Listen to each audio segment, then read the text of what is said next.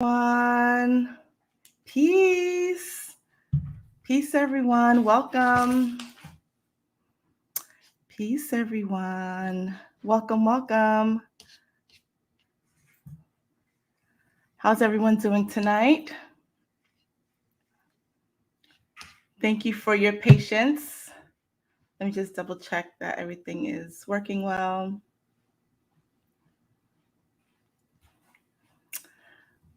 Perfect. Peace, everyone. Welcome. Thank you so much for your patience. So, I'm about 34 minutes late. I apologize. It's crazy because about a few hours ago, I saw the number 9 and I was like, should I, change it and say I'm going on at 9:00? But I did it. And it's 9:00. Peace, everyone. Welcome. I know some of you have been here waiting for some time. Welcome, Bless Rasta, Gloria Walters, Sun Goddess. Welcome, Carolyn, Red Michelle, West Indies DNA. Peace to you. Peace, Brown Beauty's Dream. Like that. Nakem, the artist. Like that name as well. Welcome to everyone. Welcome. If this is your first live, welcome. We are going to have some fun. This is a lesson I'm teaching tonight. I have my Professor Melanie glasses on, so get ready to learn. Be ready to learn. Welcome. If you're a new subscriber to the channel, welcome to the channel. Say hey in the chat. We love to welcome you in here. We have a very high vibrational chat, very supportive, just overall, good peoples. Welcome to all the SDA students, SDA 1, 2, 3, 4. What's up, y'all? Welcome to all the Inner Circle students. Welcome to the OSGs. And welcome to, just people who are here to learn, because that is what we're going to be doing tonight, okay? So tonight's topic is understanding the current energy, and we're going to dive into the science of it. So when I had the title, I actually really didn't deep dive into the science yet. It wasn't until about a few hours ago. So initially, this live was supposed to happen yesterday, right? So I received something a couple of days ago. I think it was like on Wednesday. And I think I posted like I'm going live on Friday. And so yesterday, there was just so much resistance, like things were happening. Just a lot of stuff was going on. And ultimately, me going live would have meant me rushing this information. It just wasn't working out. I just didn't feel like, it was the right timing. And I would have only had an hour because we were going live in Zoe Essentials on our app at 10:00. And so I was like, I think I can do this in an hour, what I had as of yesterday. However, as usual, before I do any live teaching, I meditate like a few hours before. So this is not just me getting some downloads and coming on and sharing with you, which is fine if that's what you do. But this is me actually, I'm literally sitting, okay, with my notebook, with my pens and everything, meditating on the topic that I received and asking for, clarification, more understanding, more information if needed. And let me tell y'all, I got so much information. Spirit was like, look at the red blood cell, look at this, look at that. And I was just like, what? And so I'm like making charts and just doing the most, okay? But I was exhilarated because I love science. This is so exciting. So I'm going to do my best to follow my notes. I'm going to teach you all in a way that is going to jog your ancient memory, okay? As I said, I did a live on Instagram, was it last Friday, I believe. That is no longer up.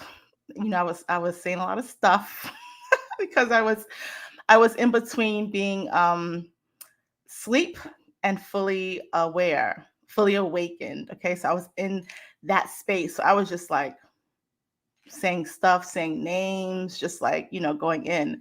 And so, yeah, the video is not up on Instagram anymore. So I may touch on a little bit of that. I don't know. But yeah, that was last week. So I may talk a little bit about that towards the end. Again, I'm not sure. but I'm going to stick to these notes in order to jog your memory. Oh, what I said on that video is I was breaking down why you are science, why the science is in you. Really quick. Science is a trigger. Science and math are just triggers. And I believe it's passed down from the parents, okay? And I noticed this when I first started teaching. I first started teaching kindergarten. Then I kind of like went through grades until I got to university level. And I remember like little kids, like in the second grade, when it was time for math or science, and it went from a kindergarten's, like they were excited about science, they were excited about math, like they love counting.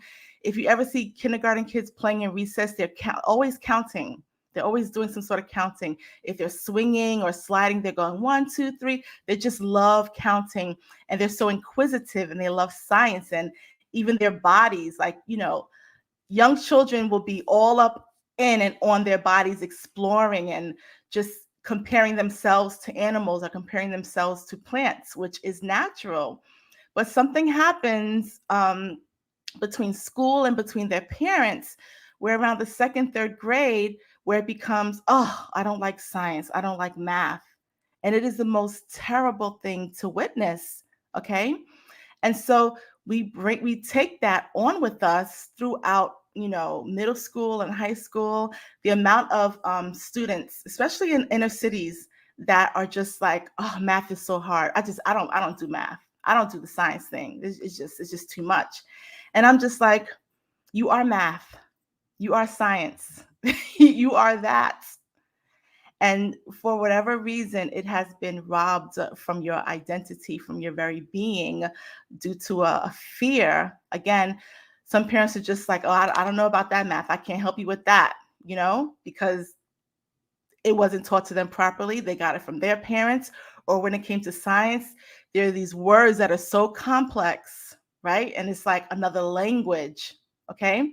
And so there's this fear that's surrounding it. So people don't like the science and don't like the math, when in fact, when I say that you are science, your DNA is continuously being studied. And I won't go deep because, that's why the video is not up, because I went kind of deep there.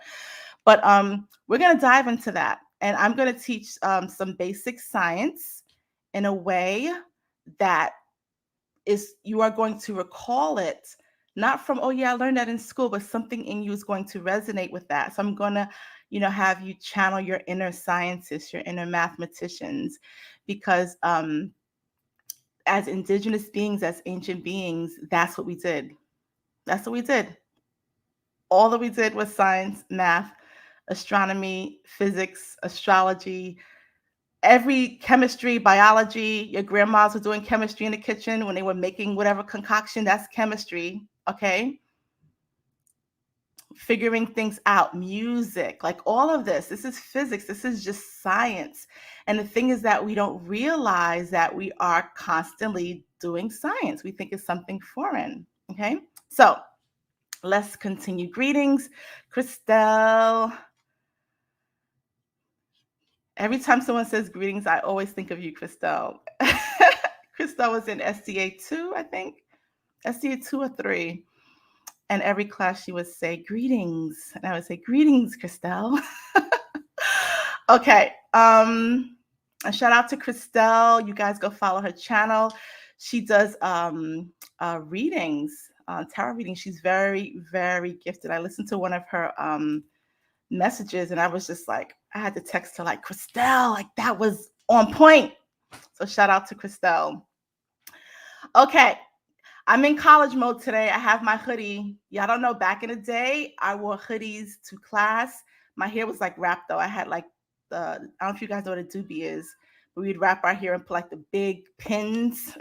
So that's how my hair was, with my hoodies and my jeans and my, my 5411s, going to study. And my Coach bag. I had a Coach bag back in the day, big Coach bags. So I'm back in that mode. I'm in study mode. And I'm also in teaching mode. So y'all ready? Before we begin, make sure you have lined paper You're going to need lined paper.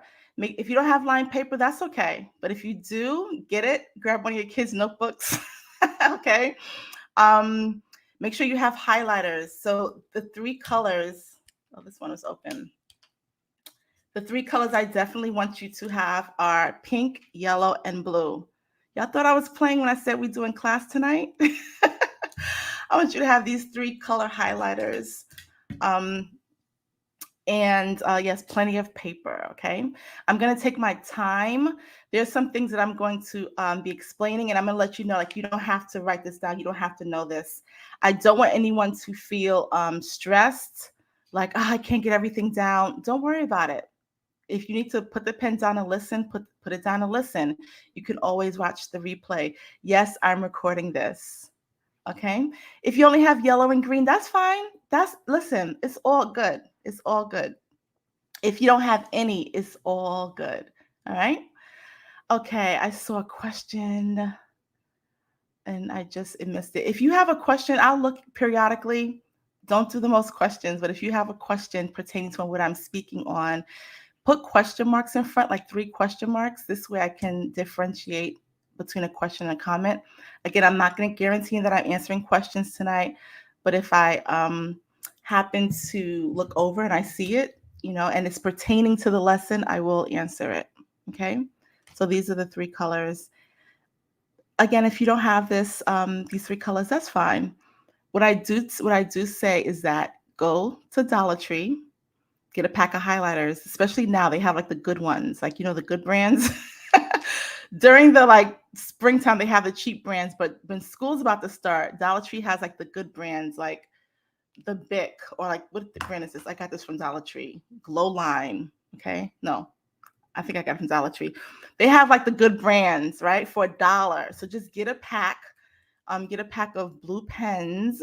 Okay. And just have it. We're not playing spirituality, okay? We're not just I'm spiritual and woo woo. We're actually doing work, okay? We're working on this. We're studying, okay? So let's begin. Let's begin. So a few announcements. Number 1, I will say this again. Just for those who are new to the channel, etc. I will never, ever, ever DM you and tell you that I have a message from your ancestors. That's not how it works, okay?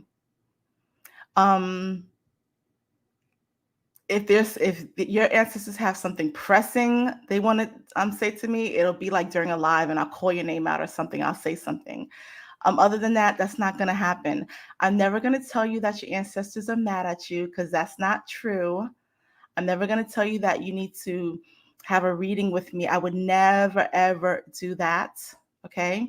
I'm never going to ask you for money on Instagram and tell you to donate to my what's it called? What do you call that thing? Cash App. I would never do that. Okay. Spirit has not trained me to do things in that manner. Okay. So we don't do things half-assed. Excuse my language. Okay. So I would never do that.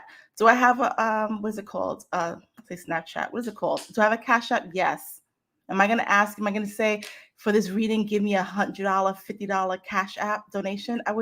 That's not me. I would never, ever do that. I don't say words like, I don't know, some crazy, I don't use a lot of spiritual jargon. This is how I speak. Okay. I'm not going to say blessings upon you, on behalf of your ancestors, and the light, love, and light be bestowed on you. I don't speak like that. So if someone contacts you on Instagram, even if their page is identical to mine, okay, is not me. I'm not going to do that. I don't even have time to do that. Okay. So don't fall for it. Don't be in a place where you're so fearful or, desperate. I'm going to be quite frank that you're like, oh, a message from my ancestor. Now, here's what I will do. I will teach you on my YouTube videos or in my classes how to connect to your ancestors. I have videos on it, literally, how to connect to your spirit team for yourself. Because I guarantee you that I'm not going to have more information for you than you can get from your own ancestors. And the goal is for you to do the work to get that information, right? Okay. So with that said, just be mindful. Be mindful, because people are getting desperate out here. Okay, not you guys, but people are getting desperate to try to siphon money and energy from those who are really on their spiritual path, really trying to do the right thing. Okay. All right, and don't worry that's going to be soon ended, very soon. I told y'all, very, very soon. But I just wanted to let you know because a couple people reached out to me about that. All right, let's continue. The other thing is, on my Instagram page, I only follow at Shop Zoe Essentials. I don't have like 1,000 follow. I don't follow 1,000 people. So if you go on my Instagram page, you will see like I have, I don't know, I have like 5,000 followers, and I follow one account. So that's how you know mine versus someone else's. So let's continue. The second thing, the Healer's Secret Cabinets. It also comes with a free course. The course is going to be good, y'all. I'm going to touch on some things tonight with regards to some things, but we're going to go deep with healing chakras using herbs and just how to recognize where you have some chakra challenges, what are some symptoms, some signs, what to do. Yes, almost sold out. I think there's like 40 something left. So once we sell out, do not DM me or email and say, do you have any extra boxes? No, we have like a specific amount and that's it. Okay. Even the Zoe team like had to get their own boxes. Okay. The third thing I want to say is that I have a few consultation spots left in September. And then I'm booked through November. So there's nothing available until December. So if you wanted to get a consultation, again, it's just like a few left. All right. All right. So let's begin. Y'all ready? Everyone should have had time to get their tools, their study tools. So I have a couple of questions to ask you, and I'd like for you to answer in the chat if this is you. Number one, have you lately been feeling very emotional? And what I mean, let me be more specific, tears from nowhere, or like you can't stop crying. You don't know why you're crying. You don't know why you're emotional. And it may not be like, not depression where you're emotional over days, like just out of the blue, like, why am I crying? Like, what is it that happens? Okay. Or maybe it's a night and you're just super emotional. You're crying, you're trying to stop, and it's just like, it just keeps going. If that is you, let me know in the chats. And again, like you may feel like that one night and the next day you're perfectly fine. And you're like, what the heck was that last night? Okay. Or you may be like at work and all of a sudden feel like crying and you're like, oh my gosh, like where did that come from? Like you have no idea like what it is. And then it just like kind of goes away. You're like, am I crazy? Has that been? Yes. Angry as well. Emotional. Yes. Okay. So this is something, crocodile tears. Tristel, you said my ex said I've cried more in the past week than in 8 years of marriage. Wow. We're going to talk about this. Okay. Now, this is a little different. So the last live I did, I talked about the upcoming energy in September. Some of y'all are feeling a little bit of that, but that's going to be a different thing. So we're talking about something on top of that. Okay. Okay. So let's continue. Okay. Some of you saying just emotional, not crying. All good. We're going to talk about that as well. We're going to talk about that. Okay, let's continue. The second question is, let me know in the chat if you've been feeling sensations on your body or in your body. So this can be during meditation, or this can be like during the day. Okay. Do you feel like something's crawling on you and there's like nothing on you? Do you feel like tingling, especially during meditation, like tingling, or like your certain parts of your body feels like it's going numb? Do you feel like pain points, like you had a sudden pain like in the area and you're like, what the heck is that? Like, where'd that come from? Or water droplets. Like, this is like for real. Has any one of you felt like water has dropped on you, but there's no water? Like, where's the water coming from? Okay. Let me know if that is you. Wow. Awesome.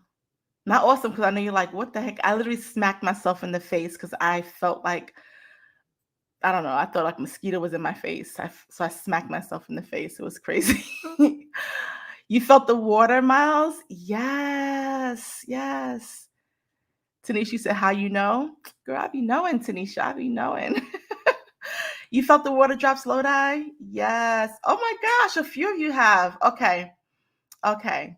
Okay. Wow. Wow. Okay. Oh, wow. So, okay, a lot of you have been feeling it. Okay, good. Good. We're going to talk about it. We are going to talk about some stuff. I'm so excited.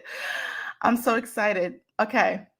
So let's talk about this. Let's talk about this. There is a reason why. There is a reason why. Please understand there are spiritual things happening on this realm, and there is an explanation. So when you're feeling these things, don't go to the place of like, what's wrong with me? Am I crazy? There's an explanation. There's a reason. Okay. And we're going to dive into what these things are. Okay. First, we're going to do some science. Okay. So I'm going to teach you in a way, like it's almost like, it seems counterintuitive because it's kind of like backwards, but I have to give you a foundation first. And you're going to be like, what does this have to do with anything? You will see. I'm going to teach you in a way that's going to jog something in you, that's going to cause resonance within you, so that when I give you the spiritual aspect of it, you have full clarity. Okay. We're going to use the equation knowing plus understanding equals power. Okay. The positive plus the negative equals the power. This is the method in which I'm going to teach you today. Okay. All right. So let's talk about this. Let's talk about this. Let's begin.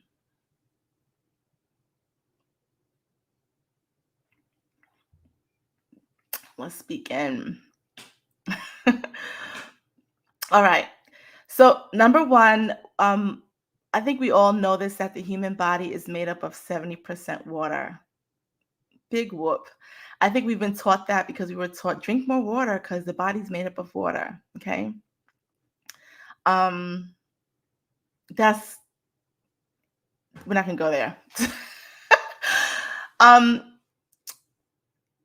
gonna try not to go on tangents. I want to, but I'm gonna try to stay focused because I have a lot that I want to get through tonight. Sandra, you said the screen froze. Can you all see me?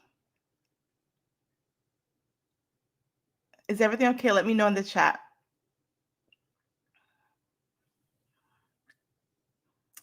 Let me know in the chat. Okay, good. Perfect. Okay. Earlier, so before the summer, I think in the spring, I did a video. I was at a river and I told you to get to the water, right? And I kind of broke it down. And I said, thank you guys. I said that your ancestors were reaching out to you, okay? And they were using water as a means of communication at that time. So I said, go to the water. And I broke it down that any river, any body of water that you go to, anywhere in the world, that water has touched waters from millennia ago. Okay. The water does not escape and go out into outer space somewhere. Okay. It recycles. Even when you drink the water, it is recycled. Okay. So all water on this planet holds ancient memory since the beginning of water here. Okay. So your ancestors, I said in the beginning of I think it was late spring, before the summer, I was saying, go to the water, meditate. Your ancestors are trying to reach out to you, and they're using water as the channel. Get it? Water channel, channeling water. Okay. So water is communication. We communicate via water. I'm speaking to you right now on my screen, and I'm using water. The screen is called LCD, liquid crystal display. Okay. We are in water. Okay. You're like, Melanie, we're in air. We are in water. Okay. So there's different, we have a different perception of what water is. Let's just say that. So, water can be instructed, water can be commanded. Water is communication. This is communication. This is how we communicate in this dimension, is with water. Okay. And this is why there's so many rituals with water. There's so many like powerful rituals that you can do with water. And sometimes they work, a lot of times they don't. And the reason why, the reason why they don't, I need some water. The reason why is because of this formula that I keep telling you guys. This is a formula here. The knowing plus understanding equals power. The positive plus negative. The feminine and the masculine is the balance. Okay. So when you're doing certain rituals and you have the knowing, you have the information, but you lack the understanding, then it's not going to work. Okay. So let's continue. So I also told you, since last year, I was telling you guys, I did a video and I was breaking down watermelon, right? And I was like, this is last year, get your water from watermelon. I tell you guys, do not drink distilled water. Even alkaline is not what it's supposed to be, alkaline water is cool, it's better than distilled, but even the alkaline water, and I'm not talking about natural alkaline water. Spring water from the earth is naturally alkaline. I'm talking about the alkaline water that they put stuff in it to make it alkaline, which is crazy to me, right? It's like, so you take tap water and you put stuff in it to make it alkaline. It's supposed to be good for my body? No. So I'm not talking about that water. But I said, listen, since last year, just eat your fruit. Just eat your watermelon. That has more of a denser, high vibrational, a water that your cells can actually absorb and use for energy anyway. Okay, is again, your blood cells are able to use that water more efficiently than drinking, regular water. Okay. And then the other thing I want to talk about is that water holds memory. Natural well water is fine, Ebony. If it comes out of the ground, it is alkaline, okay? And it's alkaline because it is running on crystals, which is the other thing I said. Get some water, put some crystals in it, okay? So when we think like, oh, the water's running on rocks in the river, like most of those rocks are crystals, okay? Especially water that's coming from the Appalachian Mountains. This whole Appalachian range on the East Coast is a whole crystal grid, going all the way from New York, all the way down to, I think it goes all the way down to Georgia. That's a huge crystal grid, okay? At the top, you have like the Great Lakes, and at the bottom of the Great Lakes are also crystals. And your ancient, we're talking about like a couple thousand years ago, your ancestors knew that, and they traveled from those waters all the way to the south, all the way to like the Caribbean waters, okay? And so I'm not going to get too deep into that right now. I'm staying focused here. So the water holds memory. And what memory are we speaking about? We are speaking about new memory. Melanie, when Melanie was 6 years old. Melanie, when I was 7 years old. Water's going to hold that memory. And we're talking about ancient memory, okay? We're talking about the memory that's in our mitochondrial DNA. Past life stuff that I don't know nothing about because I don't remember. I haven't had a vision of that, a regression. I don't know what happened 3 lifetimes ago, okay? But that memory is still held, and that's still held in my body of 70% water. And we're going to talk about where that is held, y'all. Okay? So let's continue. Let's continue. And I want you to take these notes. Take as much as you can down, because I want you to go back and be like, oh snap, that's what's gonna happen, and be like, oh shoot, that's how this works. All right. So let's talk about this, because a lot of people are talking about healing and shadow work and all kinds of wonderful things. You're on your spiritual path. You're trying to heal. You're doing everything to heal, right? Like, I'm just trying to heal and stuff's not healing. Like, what's going on? The healing ain't healing. You have to understand this. There's some basic things that you need to understand first, okay? One of the things is that, well, in order to heal your chakras, we have to address traumas, okay? And I'm not going to go there today, but I'm going to tell you this about the traumas, okay? Y'all ready for this? You have traumas in this current lifetime that you have experienced from childhood up until now. And you have traumas that you hold in your mitochondrial DNA from past lives that you don't know nothing about. And it's okay that you don't remember those traumas, because they come back up in this lifetime for you to address, okay? The same stuff is gonna keep coming back until you address it, okay? And it's meant to. This is why you choose your parents, your situation, and all that, because you have to heal those traumas from way before, where you don't even remember, all right? Remember what I said about water and how ancient it is. So, where do you think the traumas are held? Where do you think the traumas are held, guys?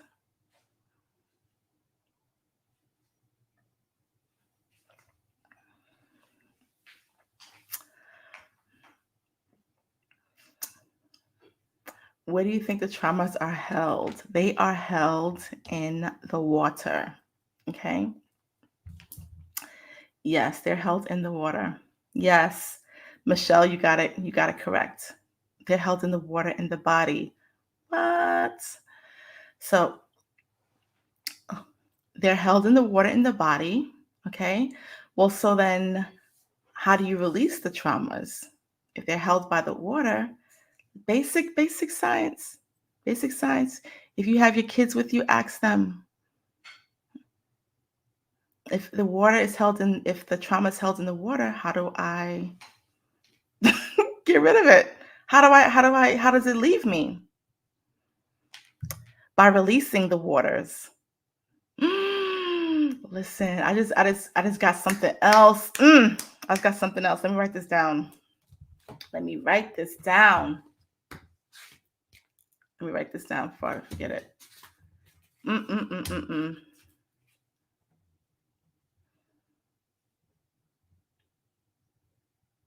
Okay. So listen. So we're talking about, I wrote this down early, and one part I was like, I didn't really get it, but Spirit just gave me what that was. So we're talking about blood, sweat, tears, urine. And again, I don't know if there's any children around, but there's another way that we also release waters. You know what I'm saying, right? Okay. So we're going to talk about a few of these. I'm so excited. So let's talk the science first, because how we perceive us receiving water and releasing it is wrong. We have an incorrect concept because of what we're taught, like because of stupid commercials and basic understanding of science, due to educational systems that really don't want to teach you stuff, okay? Due to I remember looking like in schools, looking at posters showing water like being drank by, some of you may remember this poster, by being like a water bottle being drank like by an athlete, and the body's mostly water, right? And we're perceiving that we drink the water and the water's in our body, and then we release the waters, and that is incorrect science. So I'm going to break down the science to you tonight. You are going to understand it in a way that maybe you never understood it. And then you can teach it to your children. Okay. You can even let your children watch this part, so that when they go to school, they have a true understanding basic understanding of this basic science that if we only knew this, we will understand so much about ourselves, about healing, about spirituality. Okay? So let's talk about the science first. Okay? My job tonight is to charge up your mitochondrial DNA to get you to remember the inner scientist in you so that you can go out and do whatever work it is you have to do. Whatever your soul mission work is, you're going to go out and do it with this understanding tonight. All right. Yes, yes. Some of you are saying some of you got it. All right. Let's continue.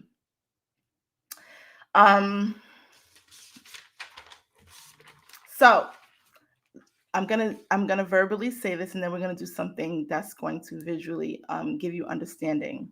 Okay, so let's talk about blood. Let's talk about blood first. Okay,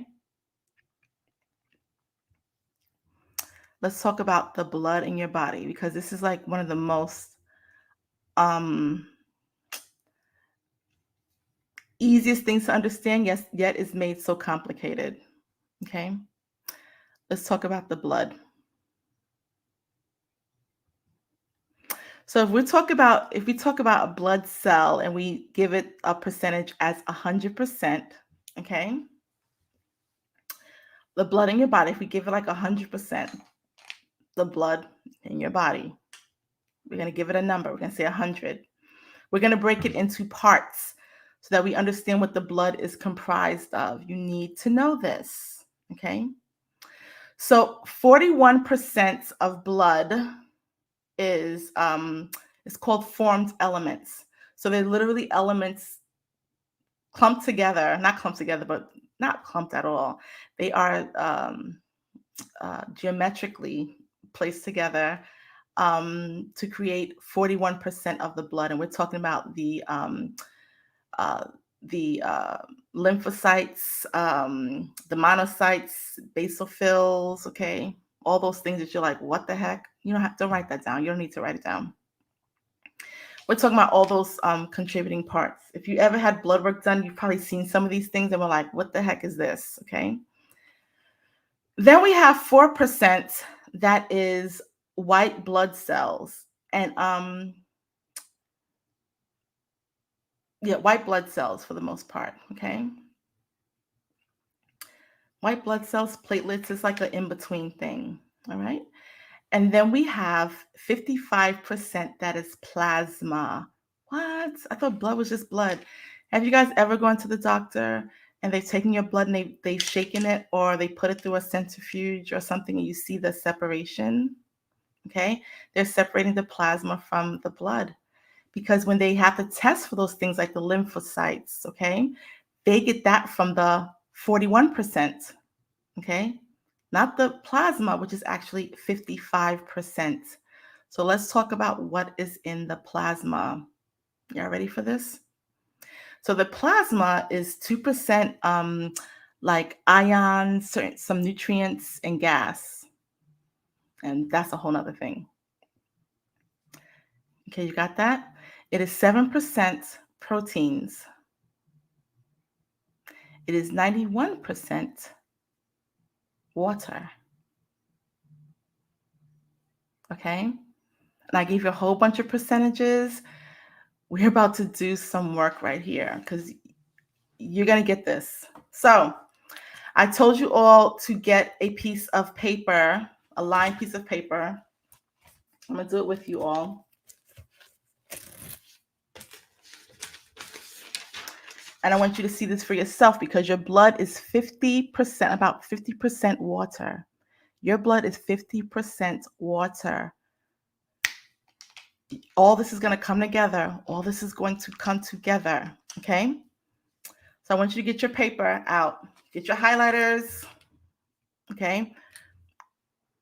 I'm doing this because many of us are visual learners. Okay? A lot of us haven't been trained to be able to hear information and retain it. We have to see it. Okay? And that's because many of us are very our sense, our, what's the word I want to use? We're very highly sensual. I don't mean sensual like how you're taking it. I mean sensual like our senses. So we want to see it, we want to hear it, we want to taste it, we want to smell it. Okay.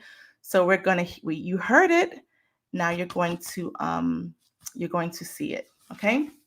So you're gonna take this line paper and you're gonna draw a line that's gonna go 10 lines. So you're gonna count 10 lines and draw a box around 10 lines. Okay. And what do I mean by 10 lines? Like, for example, this is one. Where's this at? This is one. Where am I at? This is one. Okay, this is two. So you're gonna go over 10 spaces, okay?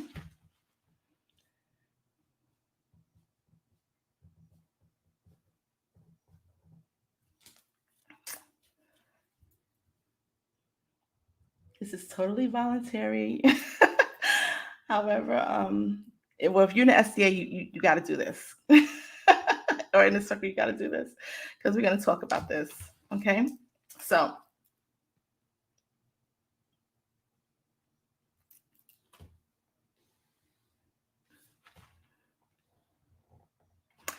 I have my box that has 10 spaces, right? So this is 10, okay? And then I'm going to follow the lines that are here and go all the way down. So I'm going to have 10 long lines like this, all right? Let me zoom over here, guys. Like, are we really doing schoolwork up in here? Yes, we are. Because some of us have to be re-educated the right way. And this is going to make something that is so complicated so easy to understand.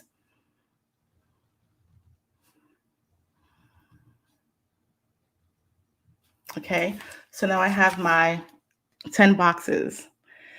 The reason why we do this is I think you guys knew that when I first went to college, I majored in physics. I love math and equations. And one of the things that people, if you don't have a good fundamental foundation, good foundation in math, then when it comes to like doing equations, it seems impossible. You can't do calculus equations if you can't, if you're not able to multiply quickly, or you don't know how to divide big numbers. Or this is what trips everyone up: if you don't understand fractions. If you don't understand fractions, you cannot do calculus. It's just not going to work. Okay. So this is a basic way of understanding fractions. This is 100. I divided 100 into 10, which means each line is worth 10%. Okay, everyone got that? So this is going to be our blood in our body. Okay, and we're doing out of 100%. So I'm going to put 100% on top. Okay. I'm going to call it the blood cell graph. The blood cell graph. The blood cell graph. Okay. Now, I told you that there is 41% plasma. Okay. So I'm going to count 4 lines. 1, 2, 3, 4. Okay. I'm going the wrong way. 1, 2, 3, 4. And I'm going to color it red. You can color it pink. I don't have a red highlighter. Purple. Color it a color that reminds you of red blood. Okay. 4 lines. You just want to shade it in. You don't have to do it in between the lines, guys. However you shade it in is how you shade it in.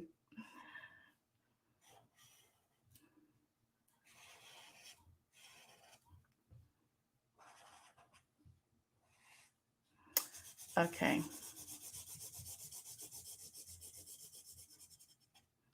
Okay. So this represents 40%. Okay, we're doing this for visual. Okay. It's going to help this information resonate within you. So I said that there is 41% plasma. So we're going to take this next line here. We're going to split it in half and make it 50. Okay. And then we're going to take one part of that, 1/5. So I'm going to split this one in half.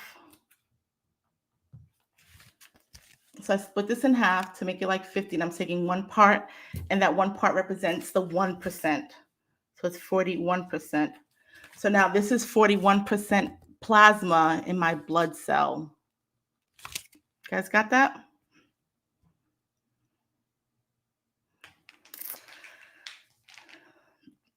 Okay.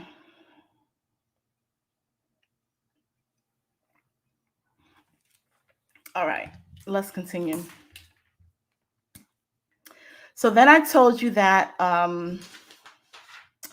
there was, we basically have we have 4% that is white blood cells, right? So this is the 1%, this is 40%, this is the 1% of plasma, this is the 4% of white blood cells. We're not going to color that anything because white blood cells is white, okay? All right? Okay. The rest, so we have 1, 2, 3, 4, 5. 55% is plasma. So I'm going to color that yellow because it looks yellow. Okay. Let's color that yellow.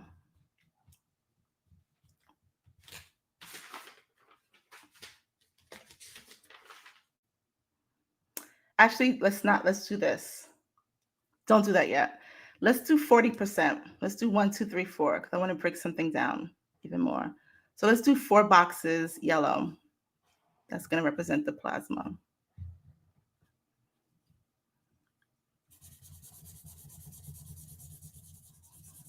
Sorry, guys. I want to make sure this is accurate. So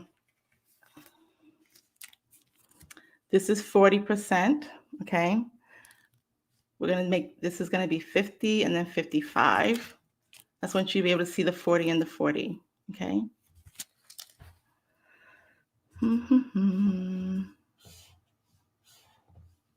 So your chart should look like this, okay? So you have 41% of red blood cells, 41% red blood cells, all right? These are the neutrophils, the lymphocytes, basophils, okay? You have the 4% that is the white blood cells and platelets. And then you have the 51% that is, the 55% that is plasma, okay? Everyone follow me? Okay. It's okay. You can rewind and go over it. I know for some of you it's triggering you because you're like, what is she's percent and blood and plasma? It's okay. I'm not expecting you to be like, okay, you get it. I'm triggering something within you. Okay. Trust me, by the time we're done, you're gonna be like, oh, okay, it makes sense. Okay. So I don't want anyone to be stressed out about this and be like, I can't do this. She's doing the most tonight. Okay. All right. So it looks like this. Now, I said that 55% is plasma, but 91% of the 55% is water. What? So what is 91% of 55% of 100? It's okay. This is why we did this chart like this. Okay. So I don't want you to be stressed out. All right. So essentially, we're going to do a little bit more math. Okay. If we just look at these 5, 1, 2, 3, 4, 5, if we just look at those five parts, and we say this is 100% of plasma, if you divide 5 into 100, you get 20. Okay. Follow me. Okay. So if I'm saying 91% is water, then I'm literally going to count by 20, 40, 60, 80. Okay, I'm at 80, right? But I said I need 90.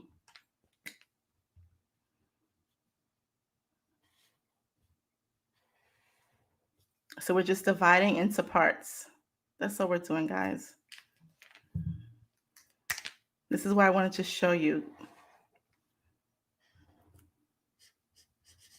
So I'm just going to color it blue. So it's going to look green, but it's okay. So I'm going to color it blue to represent water. Okay. So that I only colored in 80%, right? But I told you that each line,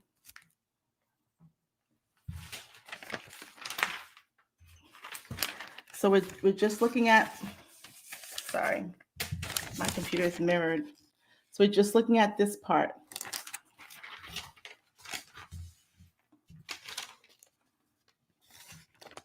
We're just looking at this part of a cell, okay?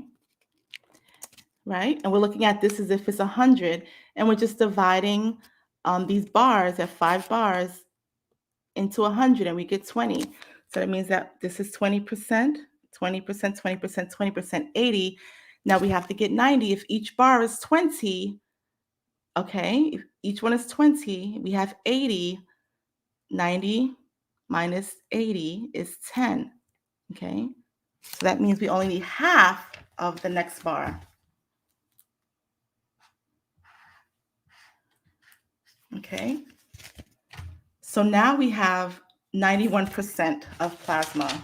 Okay, this is the whole cell. We're only doing the plasma part.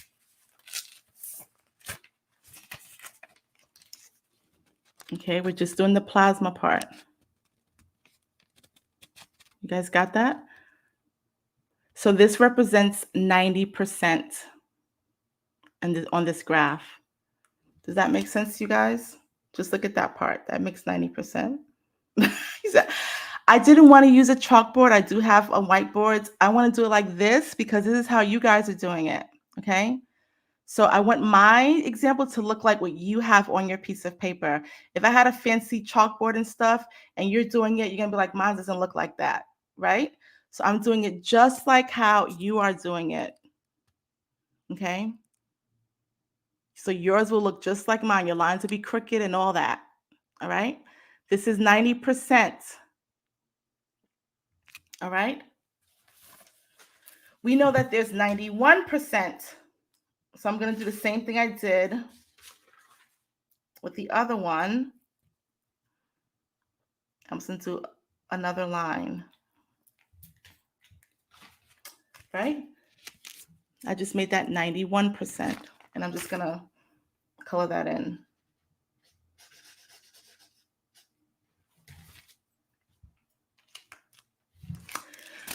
Okay, so this is your blood cell. How do you get 91% of 55%? By doing charts like this. Okay, this right here is the red blood cells. This is the red blood cells. When you look at your blood, you see red. You think the whole thing is red blood cells, and it's not. This is the red blood cells. Okay, this white part here is the white blood cells. This green part here is the water, and the yellow part, right? That is proteins that are in our blood, okay? Proteins, okay? Proteins, ions, certain gases, but essentially proteins. So the yellow part is proteins. The pink is the blood, okay? All the concentrated parts that make the blood. And the yellow and green you see over there is all plasma. The green part is the water, and the yellow part is the protein. Does that make sense? You guys got that? Nicole, you just got here. You probably like, what is going on? Okay. Your 3-year-old is doing it? Yes, let her do it. Listen, let her do it. Okay. You can show this section to your kids so that they go to school understanding what blood is. So they're not, I don't know what this is. And, when you have the basis of this in biology, then you can understand DNA. Okay. The reason why I understand DNA and understand mitochondria and all these different things, because I understand this. This is the basis of it. Okay. All right. So let's continue. Everyone got that? For the most part, I see like 5 yeses. Guys are like, this is the most. I need you to see what I'm speaking of. I need you to see it with your eyes, what I'm talking of. Okay. Half of your blood is water. This is not me just saying it, you hearing somebody say it. You can see that half of your blood is water. You have more water in your blood than the red stuff, okay? Which you perceive as blood. It's mostly water, okay? What did I tell you about water? It doesn't change because it's in the blood, all right? This is the knowing part. This is the knowing. This is the information. This is the positive. This is a masculine. So I'm jogging that logic part of you right now. I need you to, this is the foundation. You have to have the knowing, the knowing, the knowledge, the information first before we can get to the spiritual part. Too many of us do the spiritual stuff and we have no foundational basic knowledge. And so then it's like, oh, this doesn't work, or this doesn't make sense. Or people look at people that teach spirituality like, oh, they're just making that up. That's how they feel. Nah, this is science-based. This is truth. As I say, truth is truth. Spirit will always back up information with truth. You can't get more backed up than science, than numbers. Do you understand? All right, let's continue. Yes, your doctor told you have oxygen in your blood. Remember I said that there's gases. So you do have, you do. Okay, but here's the thing. The blood, you need, the blood is what makes the oxygen. That's a whole different thing. There's a whole different, we're not going there right now, okay? So you need blood in order to have enough oxygen in your body. But there are gases in here, right? Remember I told you that there's a percentage right here, right? That has some gases in it, gases, ions, okay? All right, let's continue.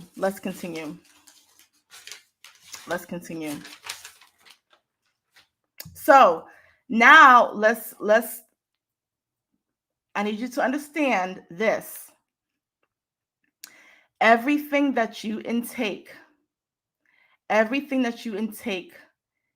including food, drinks, air, radiation, what you see, what you hear, what you smell, what you feel, what you taste, all right?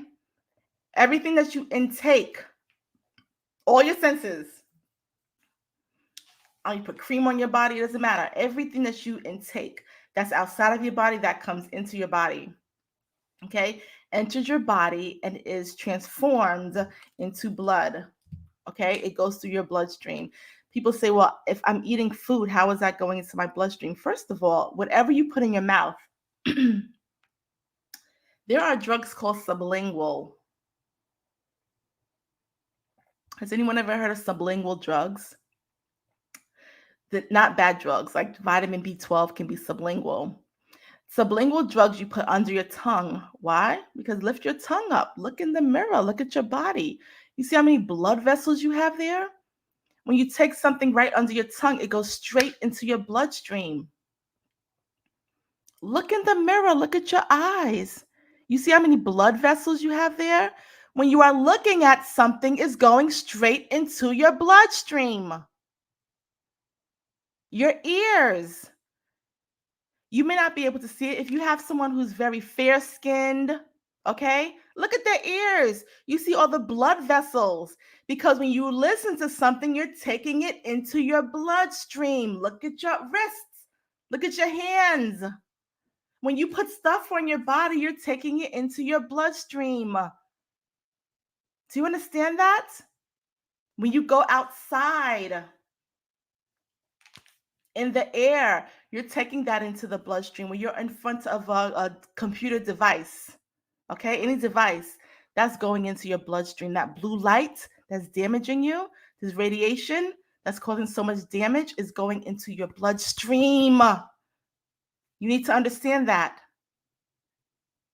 So anything that is outside of you enters you and goes right into your bloodstream. Let me know in the chat if that makes sense to you. You need to have that basic understanding. Does that make sense? This is why you have to be careful of what you watch, what you listen to. It's not just about eating healthy. Yeah, I can eat a healthy salad all day and then go watch some nonsense on TV.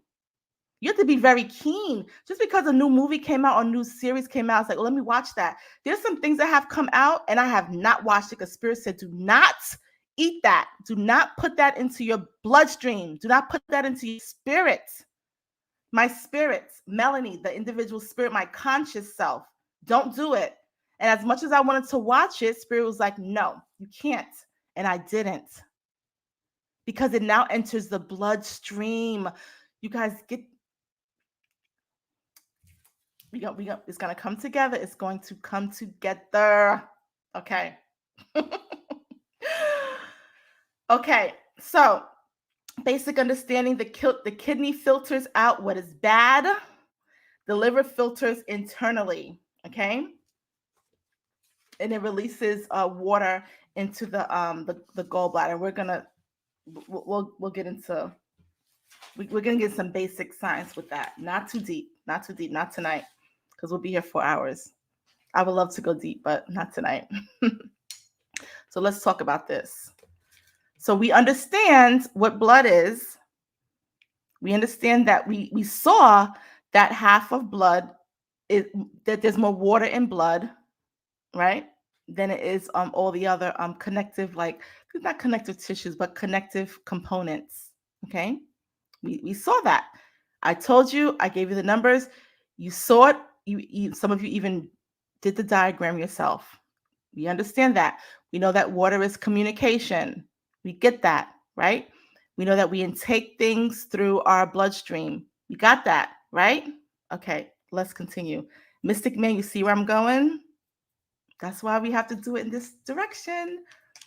I'm telling you, the knowing, the information, the positive, the logic, plus the understanding, which is the feminine, the negative, the spiritual, is going to give you the power.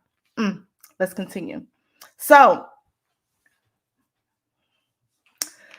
please understand that everything you see, you eat, whatever, there's going to be some toxins involved. That is just natural.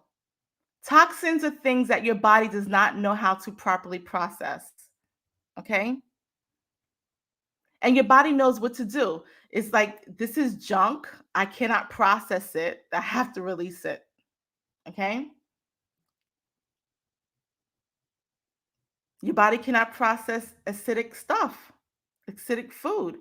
For that reason, when you eat corn, what happens a few hours later or the next day for some of y'all? What happens after you eat corn? That's very acidic. Your body doesn't know how to process corn. So what happens?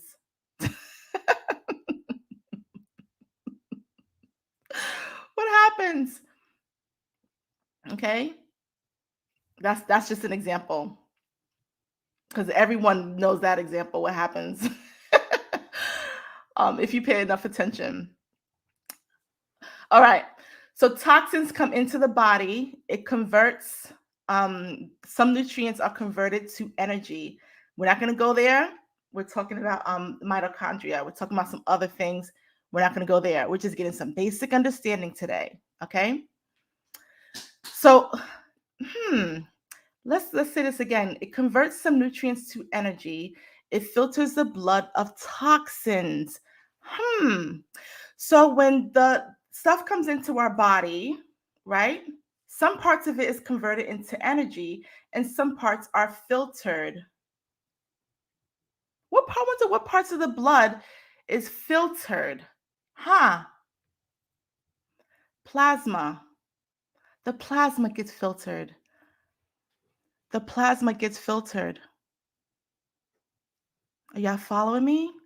Everything enters the bloodstream. 41% are necessary for the blood to function. The 91%, the 55% is 91% water. But that 55% plasma is where the toxins end up. Listen, we're going to get this tonight. The plasma is comprised of 91% water.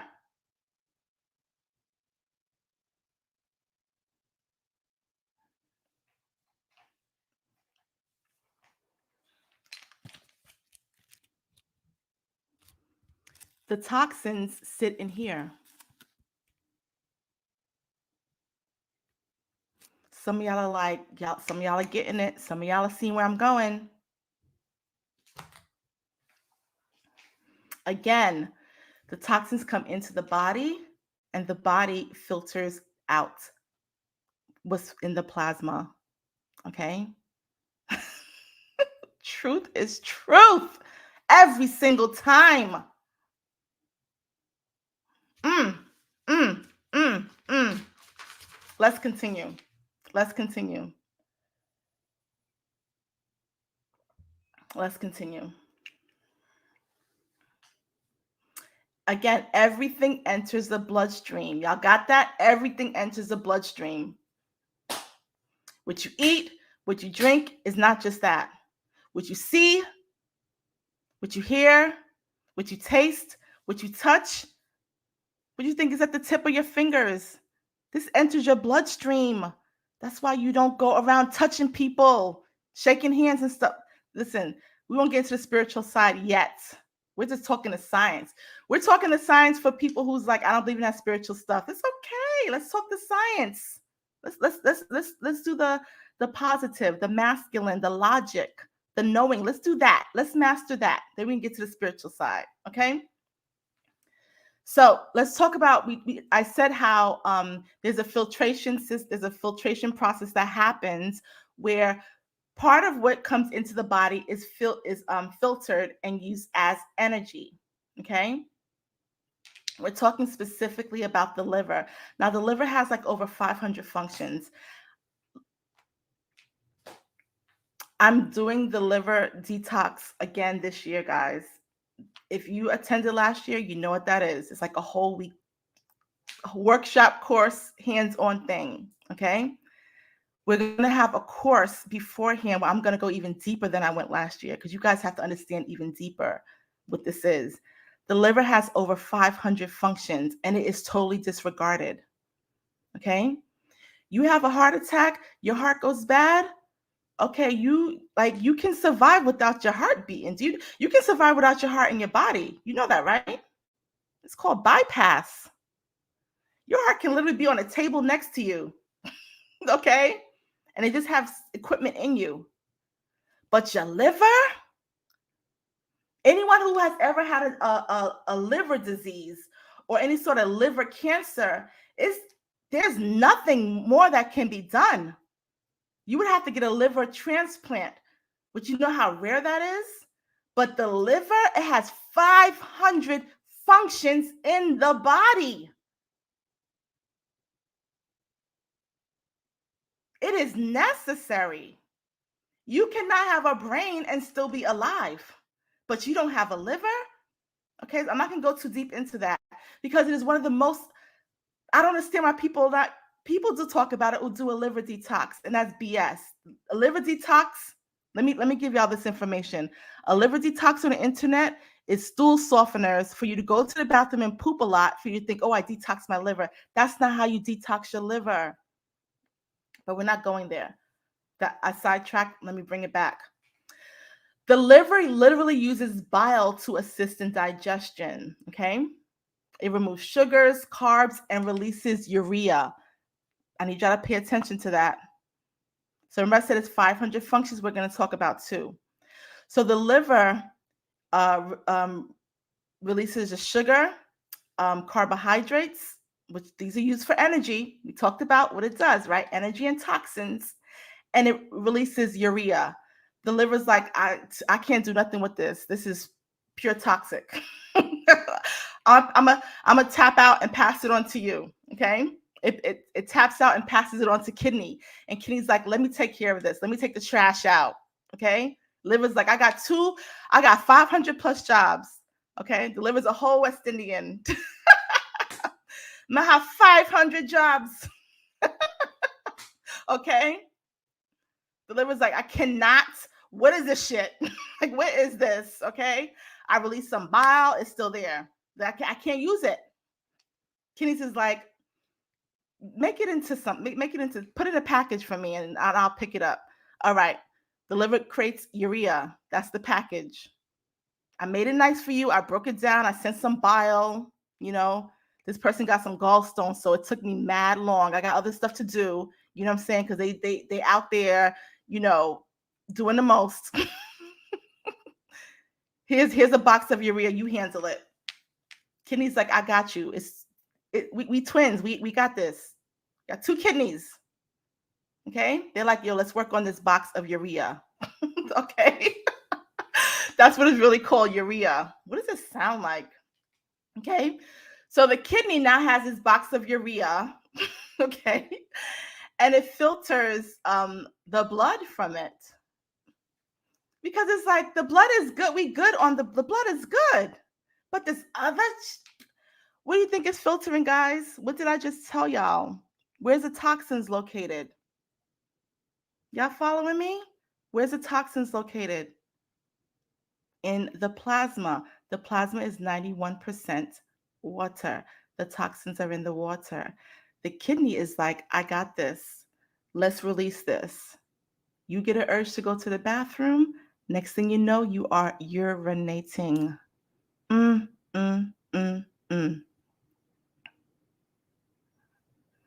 going to pause on that.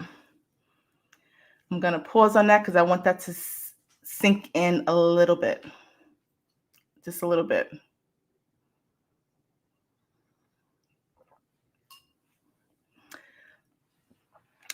The urea releases toxins, soluble waste and toxins. That's what the kidneys, excuse me, that's what it does. And it comes out as water. You do not drink a bottle of water and release water. That's not how it works. That's the perception that, we were taught. If you drink a bottle of water, when you urinate, that's the water. No. When you intake the water, it goes into the bloodstream. And the body has to say, what do I do with this? Okay? I just gave y'all the whole entire process. If you forgot it, write it down. Stick it somewhere. Teach your kids this. Because we have wrong conceptions even about our own biology. Thank you so much for the donation, Rob Blackstorm. I just missed you said, salute to your skill in breaking this down and keeping people engaged. Not easy. Big up yourself, Melanie. Thank you. Thank you, Rob Blackstorm. Okay. So let's continue. We're not gonna go to. We have a lot to get into. I can do a whole lesson on kidneys. I did a whole lesson on liver, 2-hour lesson in the liver detox. I can spend hours on each one of these things, but we don't have that type of time tonight, okay? Because we have to get through this. All right. Let's continue. So let's talk about urine for a minute. We're gonna. I said we're doing this backwards. Let's talk about urine for a minute. When we talk about urine, we're talking about the kidneys. We're talking about the kidneys. We're talking about the sacral chakra. Ooh, so now we get into the negative side of things. Now we get into the understanding. You guys got the knowledge. You got the knowing. You got the masculine, the positive. Let's get to the negative, feminine understanding. Knowledge plus understanding equals wisdom. Knowing plus understanding equals wisdom. Let's get to the understanding part. Okay?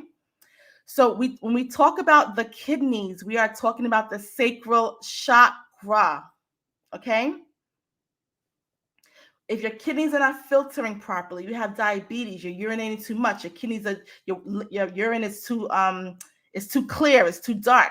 There is an issue within your sacral chakra. There's something going on, okay?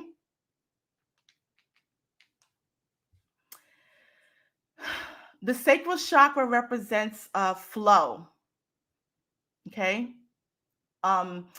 Creativity, control, security. Now, so I'm going to touch on this. We're going to go deeper in the Healer Secret Cabinet course with the chakras, but just a little bit of it. We're just touching a little bit, okay? Insecurity and lack of control. you not having control, a lot of childhood traumas happened here, and they are stuck in that space because you were a child and didn't have control of a trauma that happened to you. So now you have sacral chakra issues. Okay, this not checked turns into kidney issues. This not checked turns into diabetes. For women, it turns into fibroids. I can't have a baby. I have issues. For men, it turns to prostate disease or erectile dysfunction, period. Anyone that comes and tells me they have any one of those sicknesses, I know where it stems from trauma-wise. I can address that trauma, right? I can tell them how to heal that physically and spiritually. I don't have to know your business. I know the symptoms, okay? Your body, your physical body, is constantly trying to release those traumas. Are y'all following me? Are y'all following me? Are y'all following me? Every day, several times a day, your body's trying to release those traumas, which are toxins. When you are a child, be very careful what I'm saying.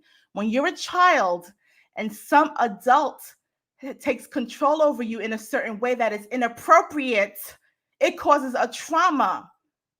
As a man, a grown man or a grown woman, that trauma has not been released. It sits in the womb or in the prostate. It is manifested now physically. The body recognizes that there is a trauma because that was a toxin that was toxic. That is toxic to a child for something like that to happen. Do you understand? That child took that in. It went into their bloodstream, physically and spiritually. And the body is trying to release it. And it releases it through the urine. I need y'all to understand this.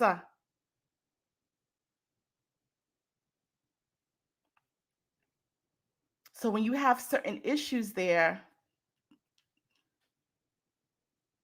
this is something that we address.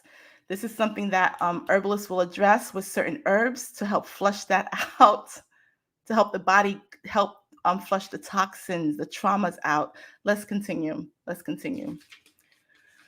Woo! I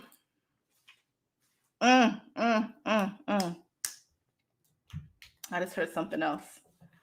Let me write this down. I'll forget it.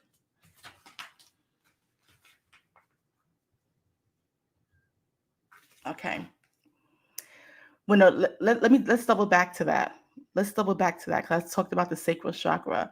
When a woman is having issues with blood, heavy bleeding, do you understand that your body's trying to release trauma? Heavy bleeding. If you have an issue with blood clots, I have these big blood clots. What is this about? The blood clots are just getting caught, and then they congeal, okay, and then they come out. That's still heavy bleeding. Your body's trying to release toxins. Your body's trying to release trauma. You've been traumatized, and your body's trying to heal that. That's 100% fact, okay? I said blood, sweat, tears. I gave another one. Let's talk about sweat. Let's talk about sweat. Let's talk about sweat. This is why I couldn't do this last night. I could not do this last night. Let's talk about sweat.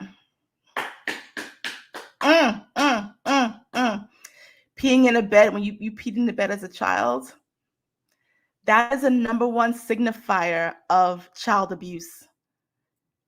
I'm going to listen, because you have no control over the bladder. But there's something else with that I'm going to bring together. So put a pin in that, put a star next to peeing in the bed.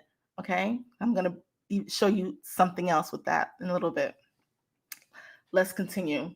If a child has an issue with bedwetting, the doctor automatically is signaled that there's been some where the child did not have control over a situation. I have to be careful of what I say, okay? Automatically, the doctor has to report certain things. I know this because I have a very, very close friend who's a pediatrician, and she tells me stuff. You go to your doctor and say that, number one, if your child is bedwetting, you take your child somewhere and have a conversation. Number one, you need to have conversations with your children anyway about stuff. Anyway, but that's something that's suddenly happening, a conversation needs to be had. Because if you take your child to the doctor, they're going to have a conversation with social services. That's 100% fact. If you are a social worker, you know what I'm talking about. Let's continue. Let's talk about sweat. Let's talk about sweat. We talked about urine. Let's talk about sweat. Okay. So when we talk about sweat, we're talking about the liver. People do not, it is such a weird thing that people do not connect the liver to sweating. Even if you Google like liver and sweat, you'll get like a whole bunch of odd information. Now, mind you, the liver has about 500 functions, but damn it, if the liver is not connected to the skin, the largest organ, like this is basic stuff. We have a system in our bodies called the lymphatic system. It is a circulatory system, but there's nothing that pumps it. We have another circulatory system in our body called our blood system, but the heart pumps the blood. Nothing pumps the lymph nodes, the lymphatic system at all. You know what pumps it? Movement. You know why little kids don't really get sick and they be eating garbage and licking stuff and picking gum from the concrete and eating it. And it's like, why is this child, I don't know how anyone from the 70s, 80s survived. Because I remember taking gum off of something and put it in my mouth. Like, my mother was not, we have money to buy gum. My mother was not buying no gum. You kidding me? Candy? I remember picking up candy and eating it. And I was not like 4 years old, okay? You have boys, they will lick stuff. They will do the most disgusting stuff and put their hands in their mouth. Why are they still alive? Why?